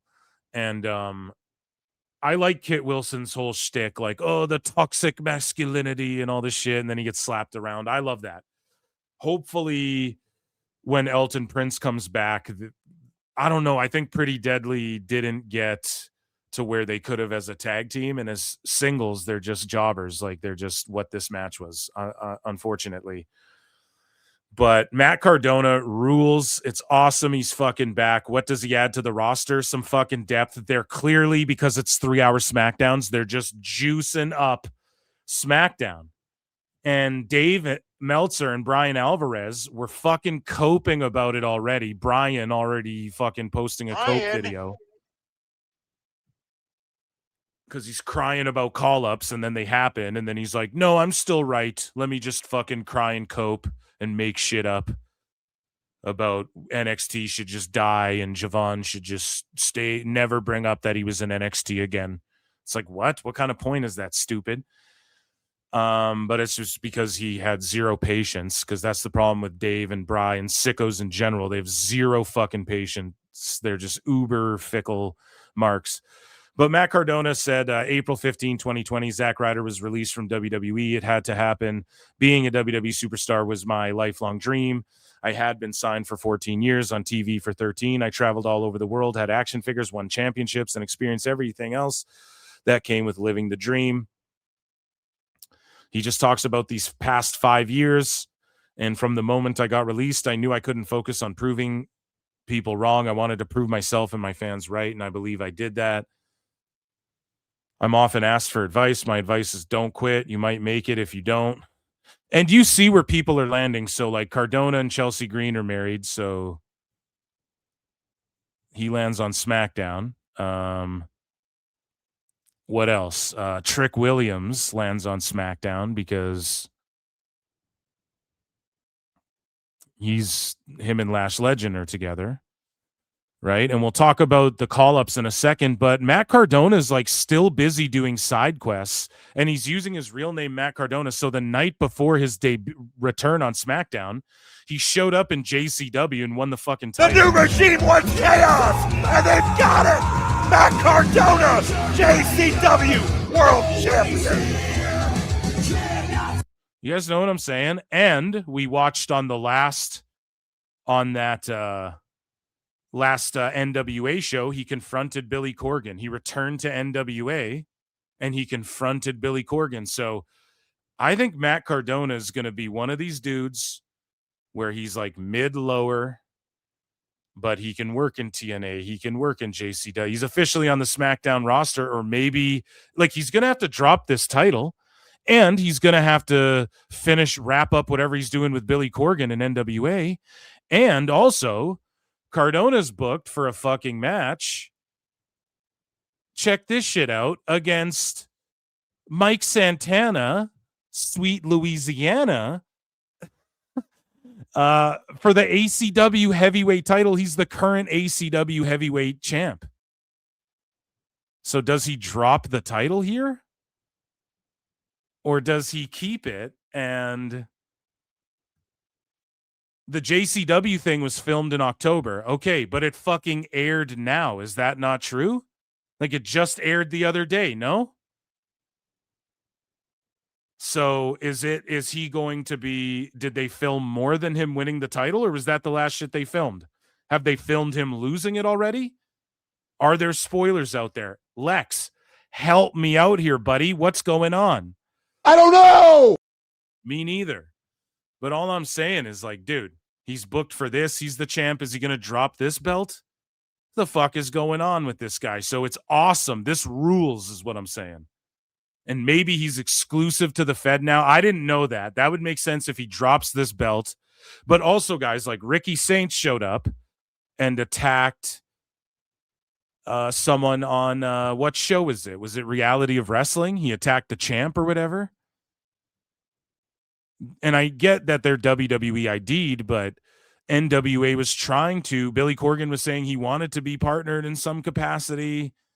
I don't fucking know. It's crazy, man. The world of professional wrestling is going crazy right now.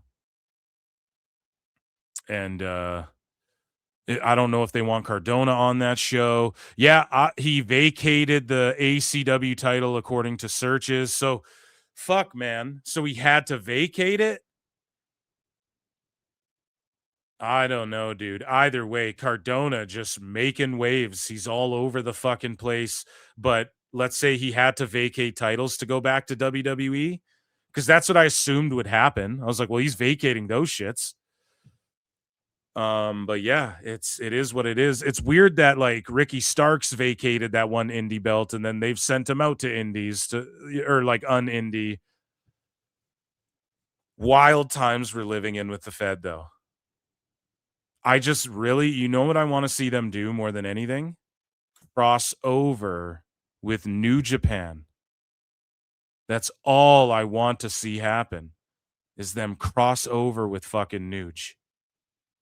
Okay, so here's Cardona. Hits the broski boot. He was crushing it. Kit Wilson looking good in his gear. But we talked about some of the folks that have been called up and who have returned. So on SmackDown, dude, Randy Orton returned. And he said, listen, I'm coming after that title, that WWE title. Same with Sami Zayn. They set it up perfectly, too, why no one's going to help Rhodes when Drew's like talking all this shit, because they want that WWE title. Rhodes is going to snap and he's going to turn fucking heel. I'm telling you right now. But Orton came back. That fucking ruled. He hit 2 RKOs on The Miz. And again, Orton's trying to just stay as healthy as he can. I think at Mania, we get Orton versus Rhodes. Someone fucking DM me some wild matches that I was like, you're trolling me. You're 100% trolling me with some of the matchups that fucking they're like, this is what's being discussed for Mania. And I'm like, no, they're not. There's no fucking way. And then we had Jordan Grace was on SmackDown talking about she's going to sign there. And then she had a second moment. So she was like with Nick Aldis. And then she had a second moment with Jade Cargill where they kind of teased like these two might throw down. I could totally see Jordan Grace showing up or remaining on SmackDown. Although like Oba Femi, for instance, they've been airing vignettes for him, but he could appear on Raw. I think Femi could go to Raw, or no, is that the wrong show for him? I just don't know if SmackDown, they had all these guys like Trick Williams is on SmackDown now officially as well.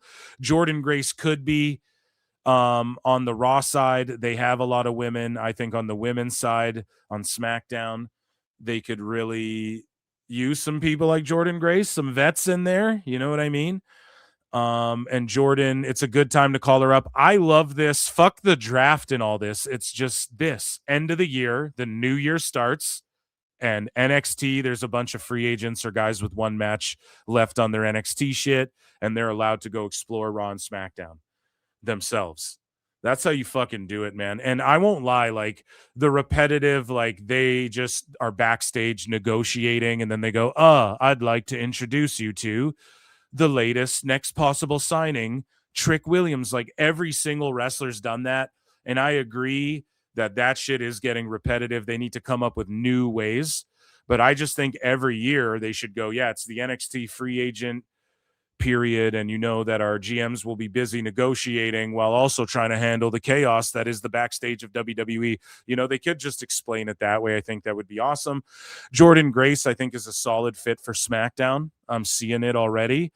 Yeah, so we got Orton back. And then Trick Willie came out looking like $1 billion, dude. Came out looking like $1 million, okay?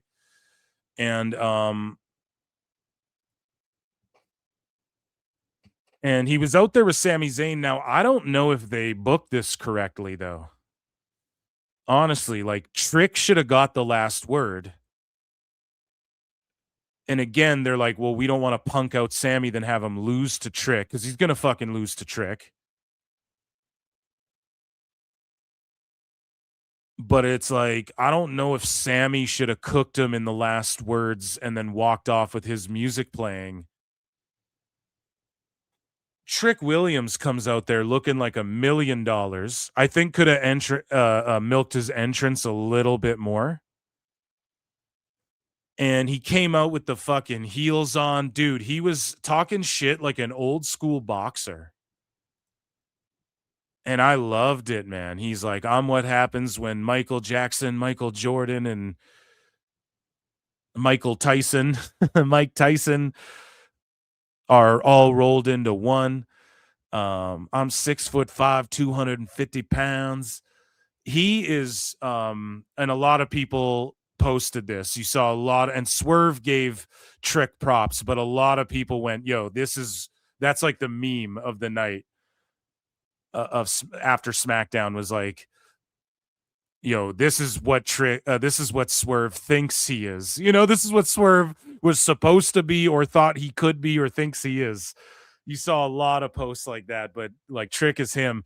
Trick is going to be such a big star if they keep presenting him this way, but he just needs to get that air of, there's just a little thing missing that like The Rock had, that Stone Cold had, that a lot of the greats have. He's got everything, the look, the presence. He can cut a promo. He can wrestle well. The lemon pepper steppas, sassy girl, the lemon pepper steppas. Oh God, that was so good, dude. The lemon pepper steppas, the crowd fucking pop. And he's not one of these guys where the crowd's like, who the fuck is he? Like Roxanne or Julia. Nah. He comes out and they're fucking whoop that Trick. Crowd's going nuts. Trick is my guy. There's just a little, and he's gonna catch it. He's gonna get it. He's gonna catch this. But there's just this little, and like no one has it anymore in pro wrestling. There's like few and far between, but there's an air of him, like there's the aura, but there's just a smidge missing of, what's the word? I'm just milking it so much because I can't even think of the word. Just a little bit of like, I don't give a fuck. Once that clicks, like the way The Rock would look around and the stage time is his time. Like, I get it. He was excited and he came barreling down to the ring, but it's like, Trick, man, this is your time. Just take it. Like every fucking step you take, you look like $1 million, right? Like this is your fucking moment. Just milk it, milk everything you're doing. Just slow it down by like a hair and just own that shit. That's you, dude. And he does have it. And he was just real excited. You could tell by his promo and everything. And that's awesome. Good for him. He fucking knocked it out of the park though. But I just think they ended it weird. It should have ended where Trick walks out, talks shit to Sammy. Sammy tries to rebut. Then he goes, shut the hell up or whatever, drops the mic, walks out. Like the part where he interrupts Sammy and he's like, I wasn't done talking. And then he finishes his little bit, and then he should have just dropped the mic, walked the fuck out of there with his whoop that Trick playing, and Sammy being like, what the fuck? Who's this guy?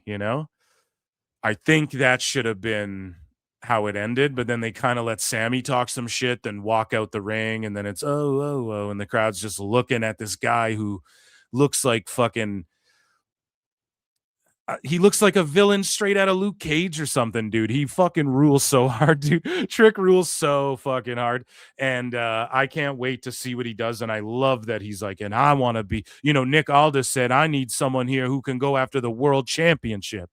And it's like, yes, fuck yes. Not just another mid-lower fucking guy, not just a guy who's gonna, I know I'll fucking win. I'll answer the U.S. Open challenge. Like he's saying straight up, I'm 6'5", 250, and I'm coming for that fucking WWE title.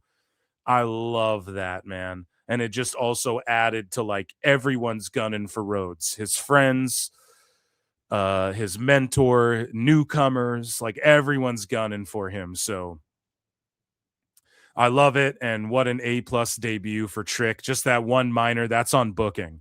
That's on Triple H. Worst booker of the year.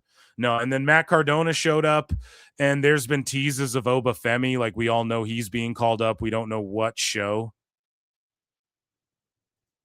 he's going to be on, but either way, The call-ups are doing their thing. And Jordan Grace really didn't get a big reaction. And I'm not trying to shit on her, but it was backstage shit, so you can't really gauge that because we know she got big reactions at the Rumble and stuff like that.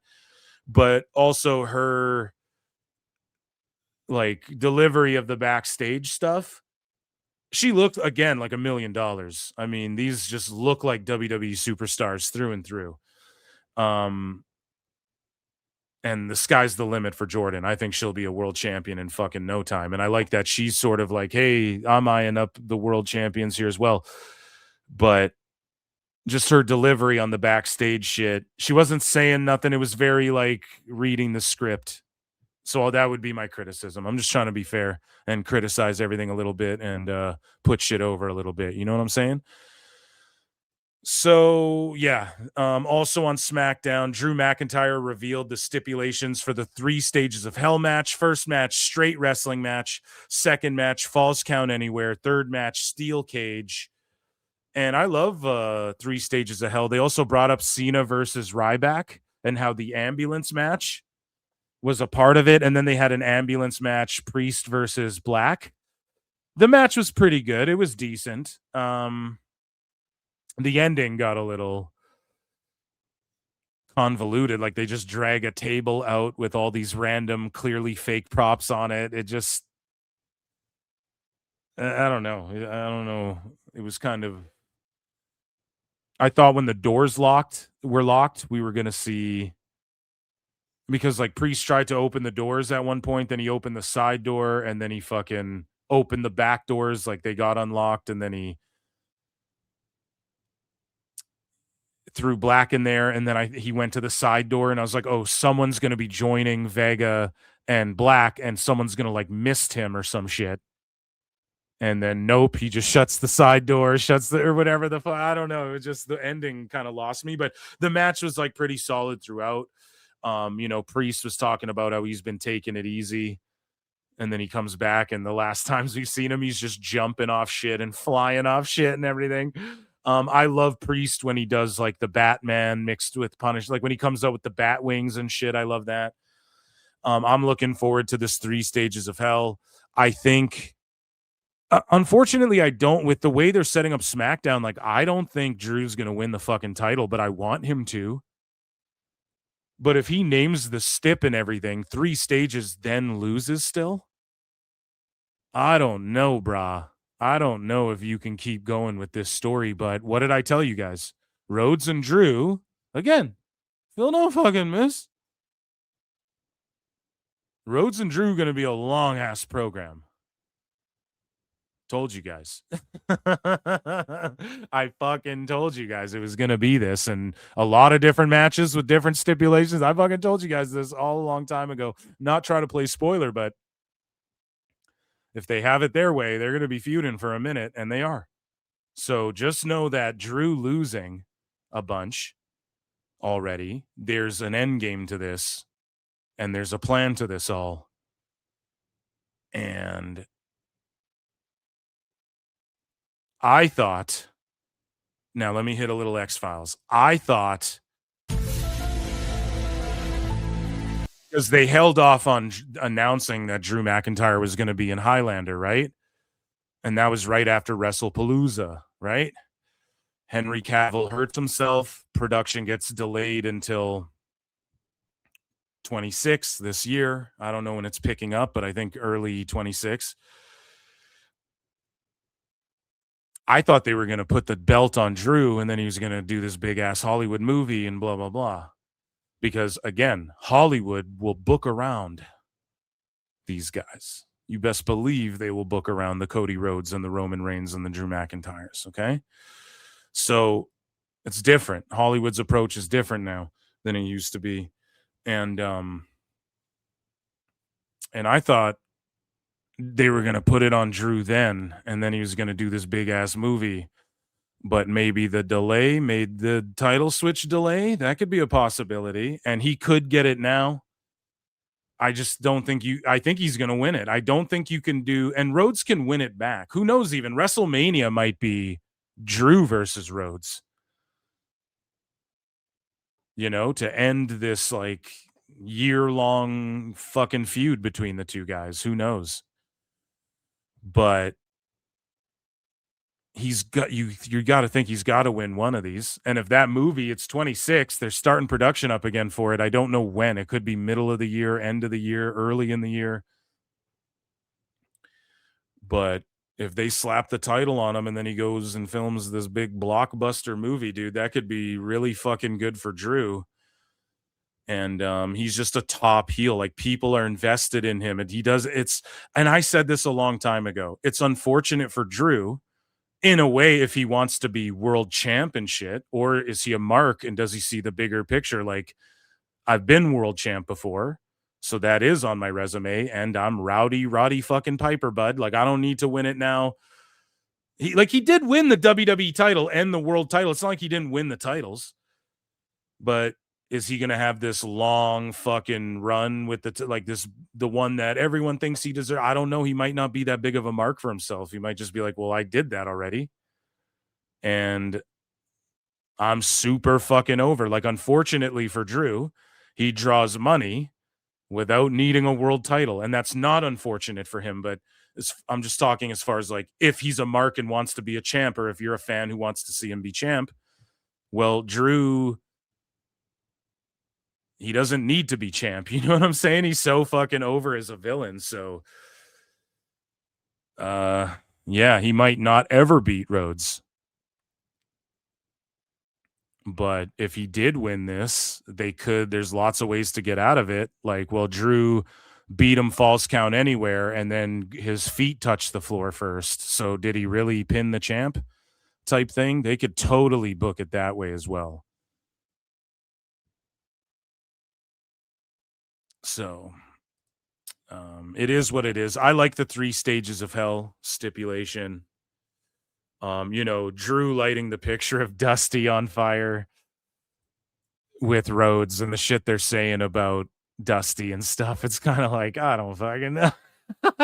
I'm just like, you're going too rank on old Dusty, but that's the point. And the whole thing is, like, Drew just violates people, right? On social media, IRL. He was peeing on the tour bus. Like, his whole thing is he just straight violates motherfuckers. And he's good at it, man. So I'm into it. I know some people are probably, like, scoffing at this, but I think Drew's stock has only risen. And I think he's in a position where he doesn't even need a world title. And that's when you're, like, bigger than the title, I think that's awesome in a way. But again, if he loses this match, I'm going to be like, fuck, I really want to see a Drew heel title run. I'm ready for a heel WWE title run. You guys know what I'm saying? We got Triple H, CM Punk on the other side being a baby face. Like, I'm ready for a fucking heel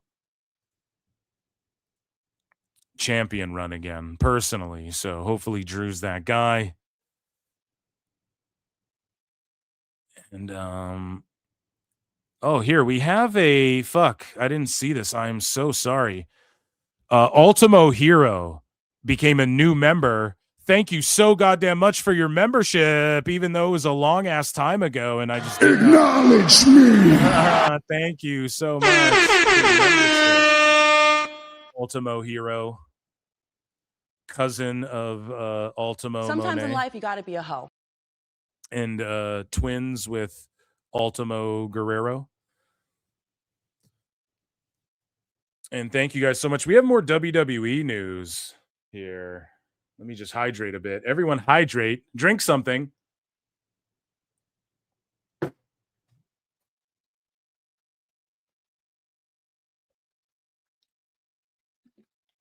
Especially Takeshita.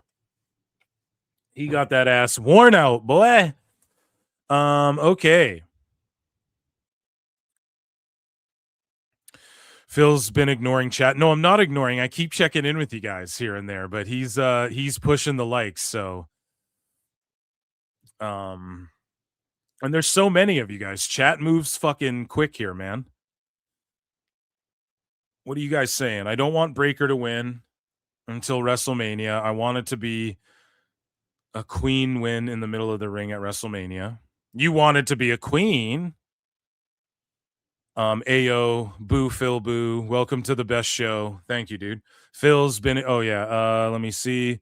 We need more Jericho, Phil. I don't know. Jericho again. You guys are begging for it. Now get the likes to 100. Orton gets it from Drew. You never go full Ventura. Well, there's a new investigation going on. I was in the Baja. I rode a boat from Venezuela to fucking the Baja and took a bus to Minnesota.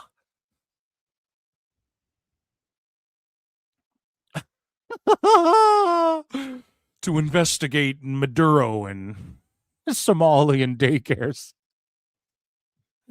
Oh man, America's going fucking full Team America World Police lately, huh? Okay, so we got more here, guys. See, I'm paying attention in chat. What do we? He's just guessing what we said. Yeah. Ricky Saints, Balor, Cardona join Homelander, Cody. Yeah, that's the thing. Balor and Rhodes with like JD. I don't know if JD, him and Balor need to stick together, I feel like. But again, like an homage to Bullet Club in a way, maybe that could work. But maybe that's too passe. America, fuck yeah. Coming again to save the motherfucking day, y'all. So we have some other news here that has to do with contracts and injuries and whatnot. So Michin has suffered a shoulder injury during the ongoing holiday tour. A bunch of shoulder injuries in wrestling here. Everything we know about the WWE, actually, we'll hear. Speaking of the house shows, this was a spot that Ref Daphne did. Do you guys think this is cringe or not? I say house shows is where you do this shit. For WWE wrestlers, this is where you do this shit. You don't do it like on Dynamite like Aubrey Edwards would or whatever. But watch Ref Daphne. She's fucking, that's her name, right? She's ejecting Selena Vega.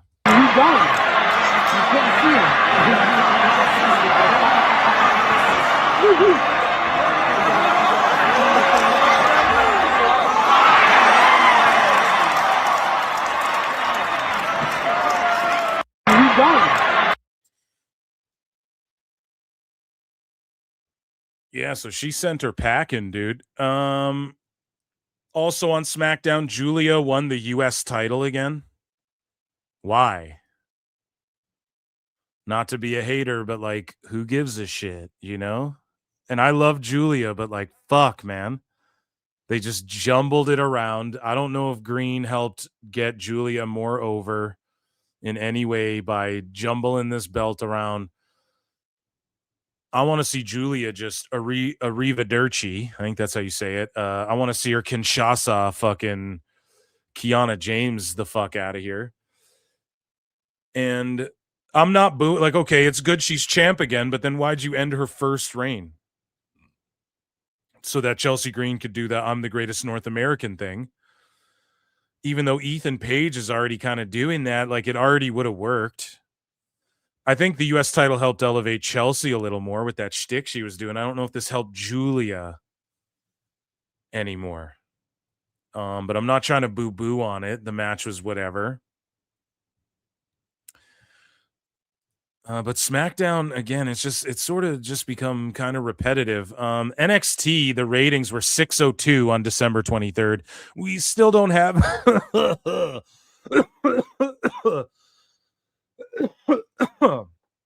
Pardon me. We still... I swallowed a bug or something. I have no idea. We still don't have the ratings for Dynamite and shit. But we, have the 602 and a 0.08 in the key demo. In other news here, there's the Stranger Things crossover that is going down. Actually, first on SmackDown, Nakamura and Tama Tonga spoke in Japanese. I was wondering what they had to say. So let's just take a listen back and forth here. チャンピオン目指してんだったら、また俺とどっかで交わるな。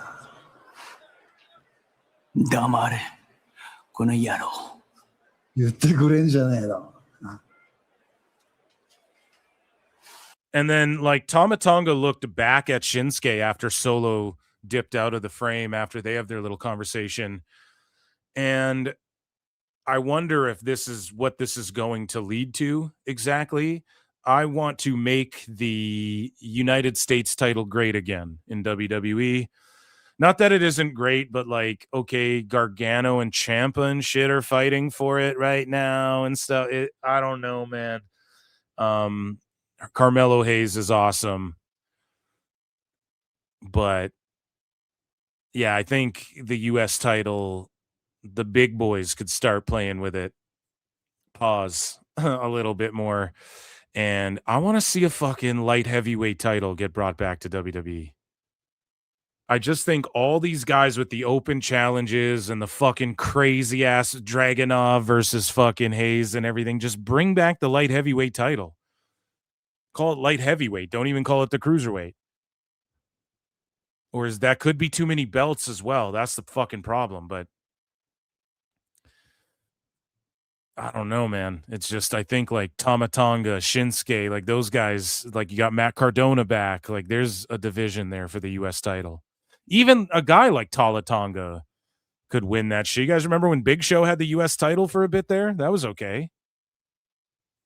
So I'm not one for introducing like a bunch more titles, but I just think the junior heavyweight division works. It's worked. You know, and the cruiserweight guys don't got to go out there and wrestle like fucking, you know, Dean Malenko for the light heavyweight title. It worked, man. Taka Michinoku. You don't have to go and do the craziest shit. Tajiri. Tajiri didn't do that great. He did crazy shit, but it was like, oh, he kicks you or he hits you with the tarantula or he fucking missed you out of nowhere. His moves weren't like that. Well, he went fucking hard in ECW and shit for sure. But, you know, those matches, you remember them as being super fucking crazy because of super fucking crazy. You know, he's wrestling super crazy and guys like that. And Tajiri would hit some fucking crazy moves and stuff like earlier.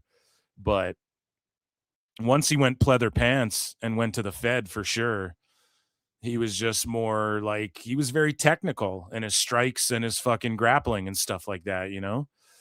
And he had like the handspring elbow and shit, but he was very much like a technical guy. You had guys like Dean Malenko and Taka Michinoku again. You know, Funaki didn't do anything too crazy. He was fucking cool.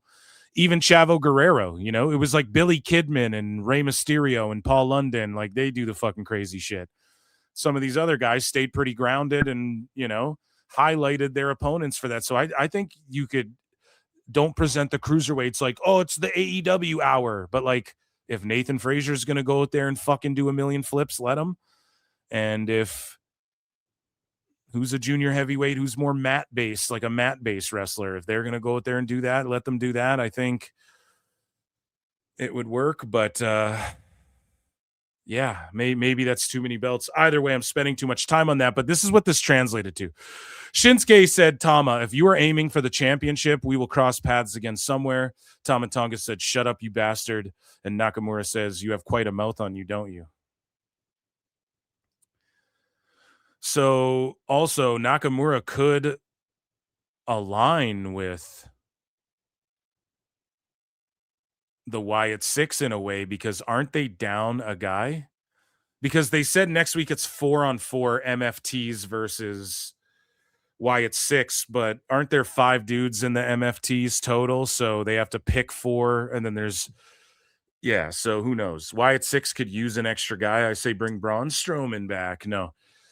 Well, maybe. They're just an attraction. Like, it's not like Wyatt Six is there every single week, so just fucking bring Braun Strowman back, and you guys are making money. You're making all this goddamn Saudi money.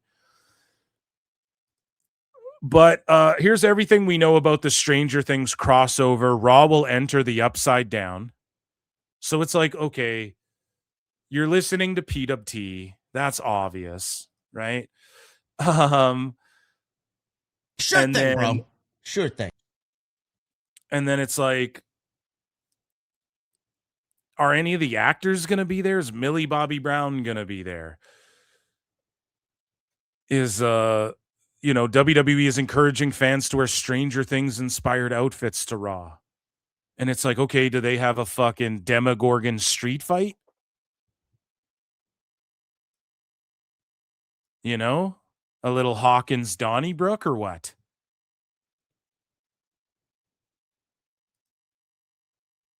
But they've been listening to PWT. They've been listening to Phil Marks. That's why we'll see them in the Upside Down piece.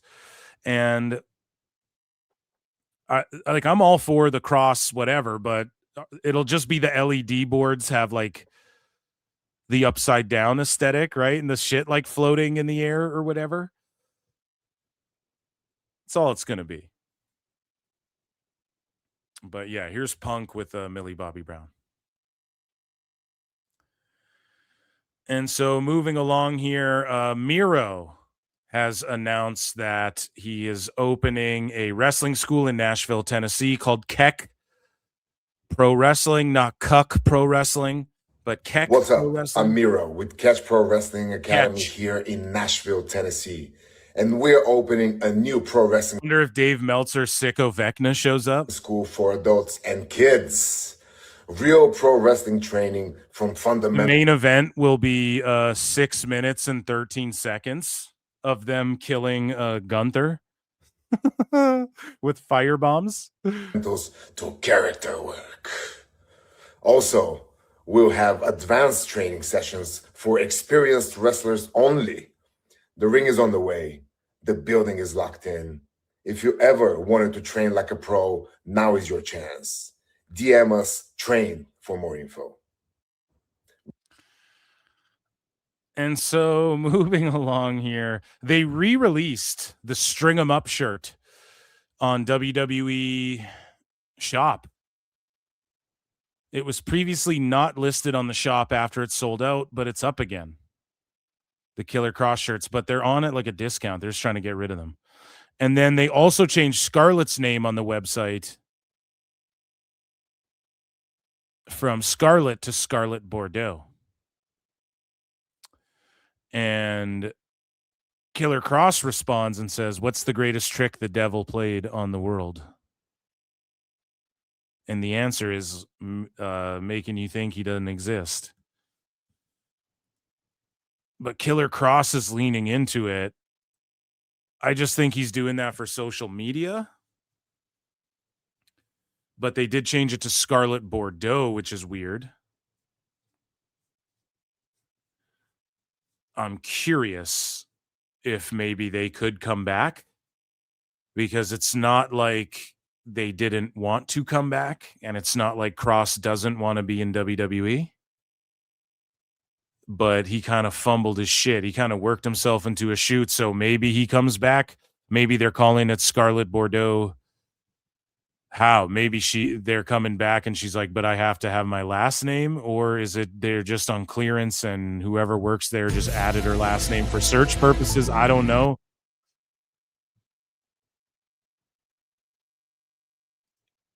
But we'll see. Could be a teaser for something. So per Body Slam Plus. So it's like some Body Slam Patreon that fucking gets news wrong all the time. But they say that Tommaso Ciampa's contract is nearing its end. And also, he wasn't on SmackDown anywhere to be seen with DIY. So that is curious. And he plans to finish his time with the company without renewing it. Right? And then, according to bodyslam.net, Tommaso Ciampa reportedly plans on leaving WWE once his contract is up soon. So first they said he's not going to renew his deal, and now he's planning on not renewing Stupid it. idiot. No, I'm joking. Listen, he's done all there is to do.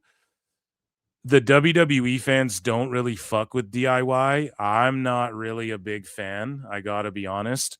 Their time in NXT Black and Gold, like they did some amazing shit when Ciampa turned on Gargano and then he went on that heel run. Like that was all awesome. But and like Ciampa's a good wrestler and whatnot, but he's hit the ceiling, dude. I don't know what else he can do. He's never going to be world champ. And so he could go to AEW. Let's think about that. I just don't. What are they going to do with him? The fuck are they going to do with him? Stick him with the Bumbaclot Club because he wrestles good and he's bald? Like, what is Tone McCon going to do? The best guy is Tony Khan. So does he go to TNA or does he just appear everywhere? He just shows up all over the place. That's what I would do. Maybe he could be a guy who puts NWA on his back. I think that would be cooler for Ciampa to do something like that instead of just go to AEW and part-time it and make all that money. I mean, he should do that actually. Yeah. Part-time it, mark the money mark in. You know, Tommaso Ciampa, come on down.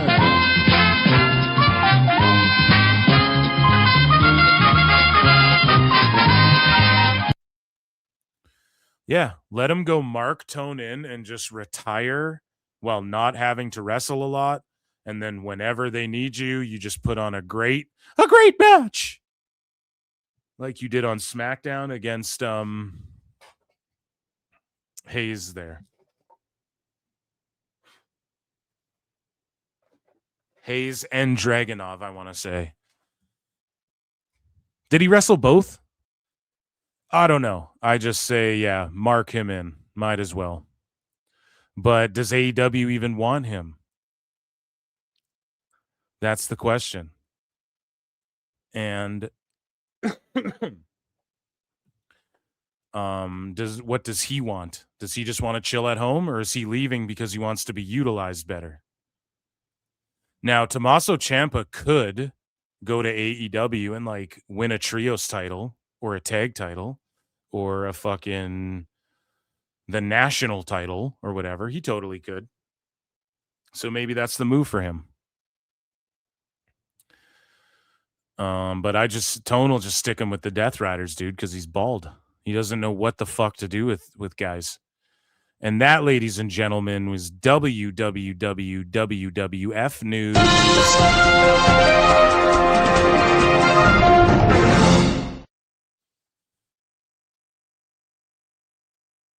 Okay, what's chat saying? Almost 300 watching. Get those likes up to 100. YouTube.com/@ProWrestleClips. Ladies and gentlemen, NordVPN.com/ProWrestleTimes and Patreon.com/ProWrestleTimes if you want to support your boy Philly Phil.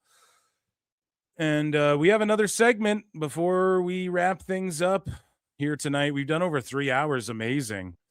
We do have another segment. And there's a video that I want to run in on you guys and do this week at some point, maybe tomorrow. I don't know. But there will be a run-in, I think, happening. I don't know. Soon. So ladies and germs, like or get banned from PWT forever. No, not actually. I look and see. I remember going to the Raw show in Montreal in 24. The crowd did not react to DIY. Tony salivating for Ciampa. He could go to TNA and be TNA world champ. Yeah, I could see him going there. He should go. Just mark Tone in, retire, just chilling. Why not?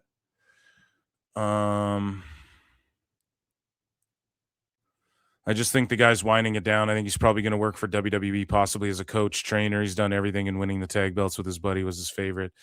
Yeah, I don't know. I could totally see him going to AEW and just, why not, you know?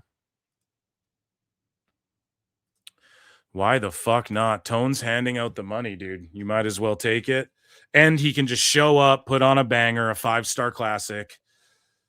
Like Dave gives him 4 stars and 5 stars or 4.5 stars or whatever the fuck. He can just go, have banger matches when they need him, stay at home with his family and fucking do that.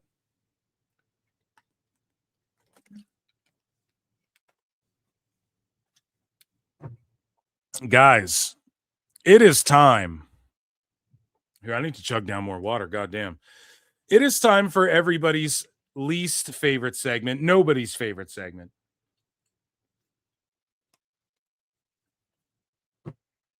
It is time for nobody's favorite segment, and it is called the Sicko Segment. So here is a poster that somebody brought to an AEW show that says TKO fears Tony Khan,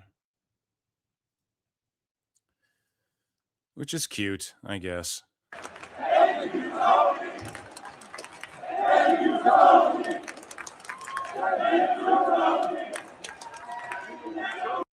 Just like a 2-second fucking long chant. He tries to act all humbled by it and shit. Then he makes them chant pay-per-view. Ugh. And then people say that Triple H is self-indulgent. Can you believe that he's out there producing the show that he's the fucking head of? And he fucking is out there, had one of the coolest entrances in wrestling? One of the coolest fucking entrances in wrestling, and so we're gonna fucking get mad at him that he helps wrestlers with their entrances and shit. Clown shit. So yeah, they're holding up signs. Triple H has no fresh ideas. I mean, literally in AEW right now, Mox is a babyface champ. Swerve and Hangman are in each other's orbit. MJF's the Burberry fucking champ. No one's progressed. No stars have been made. You know, Kyle Fletcher didn't even win the C2. It's like last year when everyone's like, oh, it's his time to shine. And then he just fucking had the TNT belt for a while. I don't know, man. I just think it's cope. Imagine like going to the show and then talking about and then coping like that. So Lexus King and AJ Styles had to own some fucking sickos here themselves. So Lexus King posted this and he goes, and he says, this is ridiculous. Who uses their finishing move in the first 10 seconds? So yeah, he got squashed by Tavion Heights. And he just lost the speed title in like 10 seconds. And then this dude's like, that's a rookie move. This is Lexus King. This is a sport of kings, of gentlemen. Everyone knows you're supposed to lock up and wrestle, etc. This guy says, you've been in developmental for 4 years. Sad. And then Lexus King says, technically, we are all in developmental until we make it into the Hall of Fame. And that's the truth, man. You never stop learning. And this is why, and especially in things like pro wrestling, there's tricks that you learn along the way. If CM Punk could take his mind now and put it in his body when he was 21, he'd be unstoppable. And everybody knows this. It's the same with martial arts. Pro wrestling's about repetition and rounds you put in. Okay.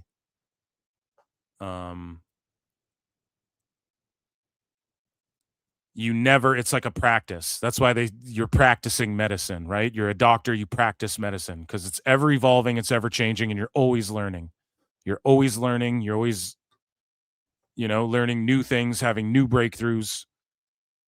It's a study. Pro wrestling is like, it's a study, dude. And King with a great point. Like, you're always developing until you fucking the day you retire. And AJ says, facts, we never stop learning. And that's the right mindset to have. It isn't fucking just throw it all at the wall like a goddamn sicko. Right? And then AJ Styles had this go down where this guy goes, should have finished with the AEW run. He chose the WWE money. Which is crazy because Tony Khan would have likely given him more per year and shit. And AJ's already made the legacy money of being in WWE. You make more money with WWE in the long run. Up front, you make more money with Tony Khan. But of course, sickos are going to just be like, he took the WWE money, which, yeah, he did. But also, like, why would he want to finish his career anywhere than the cream of the crop? And AJ Styles responds and goes, I'll take dumbest things to ever have been said for 100, Alex. Just owning sickos. And speaking of sicko signs, the wrestling neckbeard post, what's wrong with modern real pro wrestling fans? And then, yeah, they have a sign. We came here just to see Aubrey Edwards. And I don't know what to tell you, man. I mean, I don't mean to roast people for their preferences, but the fucking ref. The ref? It's just cringe. And if you've been to these shows, you know that they try to get like Aubrey Edwards chants going, not the fans, the fucking Justin Roberts will be like, oh, and who knows Aubrey Edwards? And they'll try and get like Aubrey chants going and shit. And she's such a mark for herself. And I mean, that's cool though. You're a fan of a ref, I guess. It's just an odd thing. Speaking of odd things and owning sickos, Deonna Purrazzo showed this. This is you, embarrassing. And so here's some sicko responding to Deonna Purrazzo and Madison Rae a million times and being like, you're as fat, Miss Piggy, this you, fat pig. Fat cow, this is you, Miss Piggy, Piggy. So just all day like a psychotic fucking creep, man. Just going. And she has more screen grabs. Like, was that both of them? She has like 4 fucking screen grabs of this guy, just a lunatic. And then this guy deletes this one post that she responds to. And she goes, this is you, embarrassing. Like, just a fucking crazy sicko, man. And speaking of which, so Sean Ross Sapp reports this. It's rampant on Facebook. At least 3 women in WWE told me they reached out to see what they could do about it legally. And he's referring to like these women wrestlers and celebrities and fucking children and fucking everything. It's fucked up, man, what people are getting Grok to do.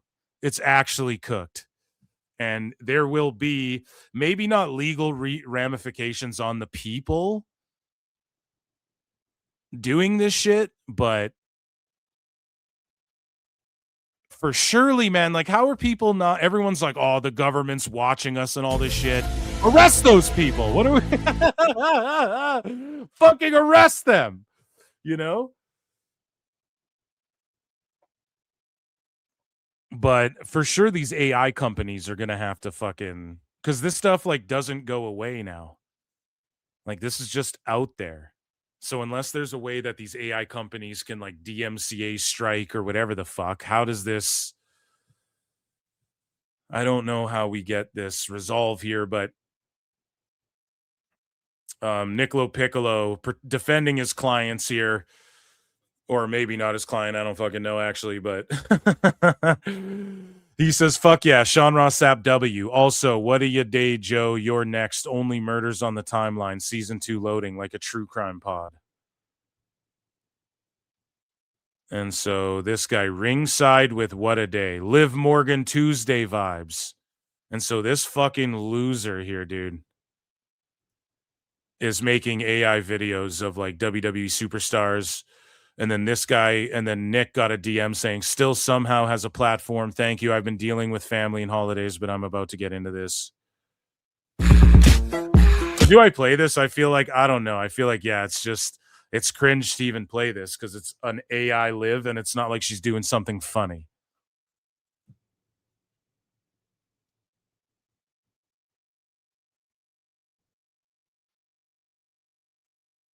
You know? It's just like, am I going to show her AI booty cheeks? Or whatever the fuck? It's just cringe. It is really cringe. And I feel bad for the ladies. Even if they put it out there themselves, I feel bad. It's like when people AI fake Sapp or Meltzer quotes. It's like, don't do that. Just let them do their thing. You know, let them be right or let them be wrong. And I'm not saying like a kayfabe news where they do like The Onion, where it's like a fake headline, but it's kayfabe news. I fucking love that. Right? They do like the Babylon Bee type humor shit. I like that. But like AIing these motherfuckers is like, don't do that, you know? And then especially like women wrestlers, that's gotta be illegal. It's so goddamn creepy. And it's so fucking down bad. No, I'm not gonna play it, chat. I wasn't even thinking. I was gonna play like whatever. Nicolo Piccolo took a video clip. I don't know if there's more chat down here that I should be looking at, but whatever. Or did he take this video clip? I don't fucking know, but he posted this, and yeah, we don't need to watch. It's just cringe. And like making girl wrestlers fucking kiss you and stuff like this. It's just like, that's gotta be illegal.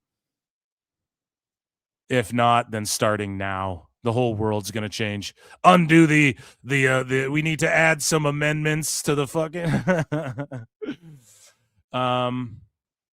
speaking of super fucking cringe, Brock Lesnar guy, this fucking fan.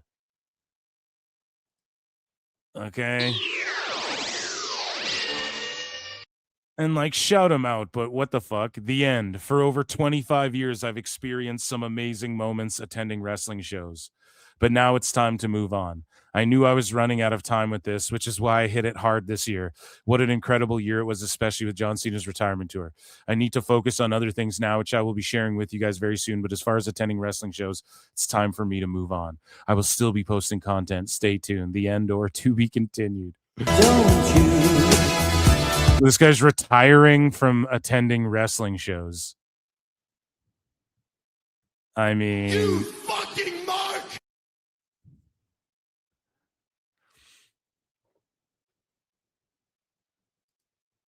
fucking crazy. And it's just kind of cringe. He's like hanging his jersey up. Oh man, I've been to so many of these. I'm the Brock Lesnar fan guy. Hanging it up. It's just like, bro, that is muy cringe, but whatever. He's just doing it for the socials, I guess. And that, ladies and germs, was Phil Marks Presents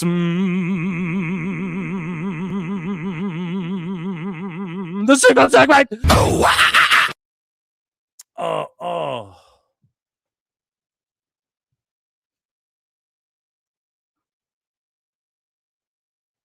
Okay, so ladies and germs, what an amazing show. We've gone 3.5+ hours tonight. Round of applause for the PWT universe. I appreciate and love you all, guys.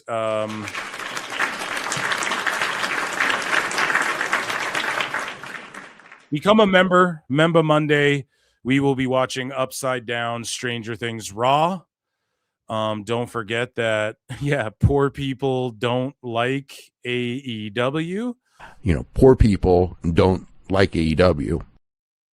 And with that, folks, this is the end of PWT. I've been Phil Marks. Check out Dave Meltzer, Dumb Moment of the Week. Follow me everywhere. Support me on Patreon. Love you guys. Let me out my misery! And yeah, I'll see you guys literally in the Upside Down next time with Monday Night Raw. And I appreciate you all. See you in the Upside Down. Peace. It is a fast-acting viral strain that infects the host immediately, and upon getting sick, the infected will become racked with coughs, sweat profusely, and start to get the shivers and chills. There he is, the legend. The man, the myth, the legend. You can't literally run a promotion just for the AEW, what do they call them, sickos? Thank you very much, TikTok and AEW. See you tonight. Tony Khan started telling people there's no such thing as long-term booking anymore. It's week to week. The best guys, Tony Khan. We just secured the bag. It's not like I tried to be a character. It was just sort of happened naturally. But it was never something I intended. It was just something that happened because the wrestlers asked me to do things in matches, and I do them.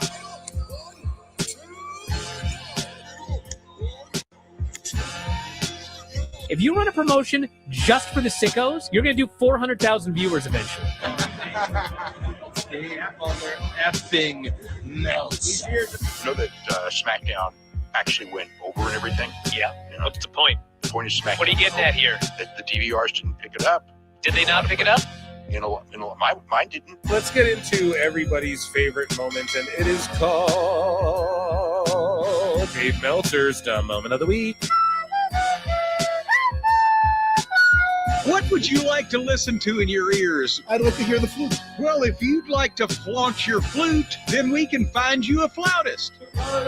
We have just secured the bag. It doesn't help me. Okay, so complain, but I will complain. Let me have my misery. And when I heard that, I was like, what? Thank you, fuck you, bye, boom.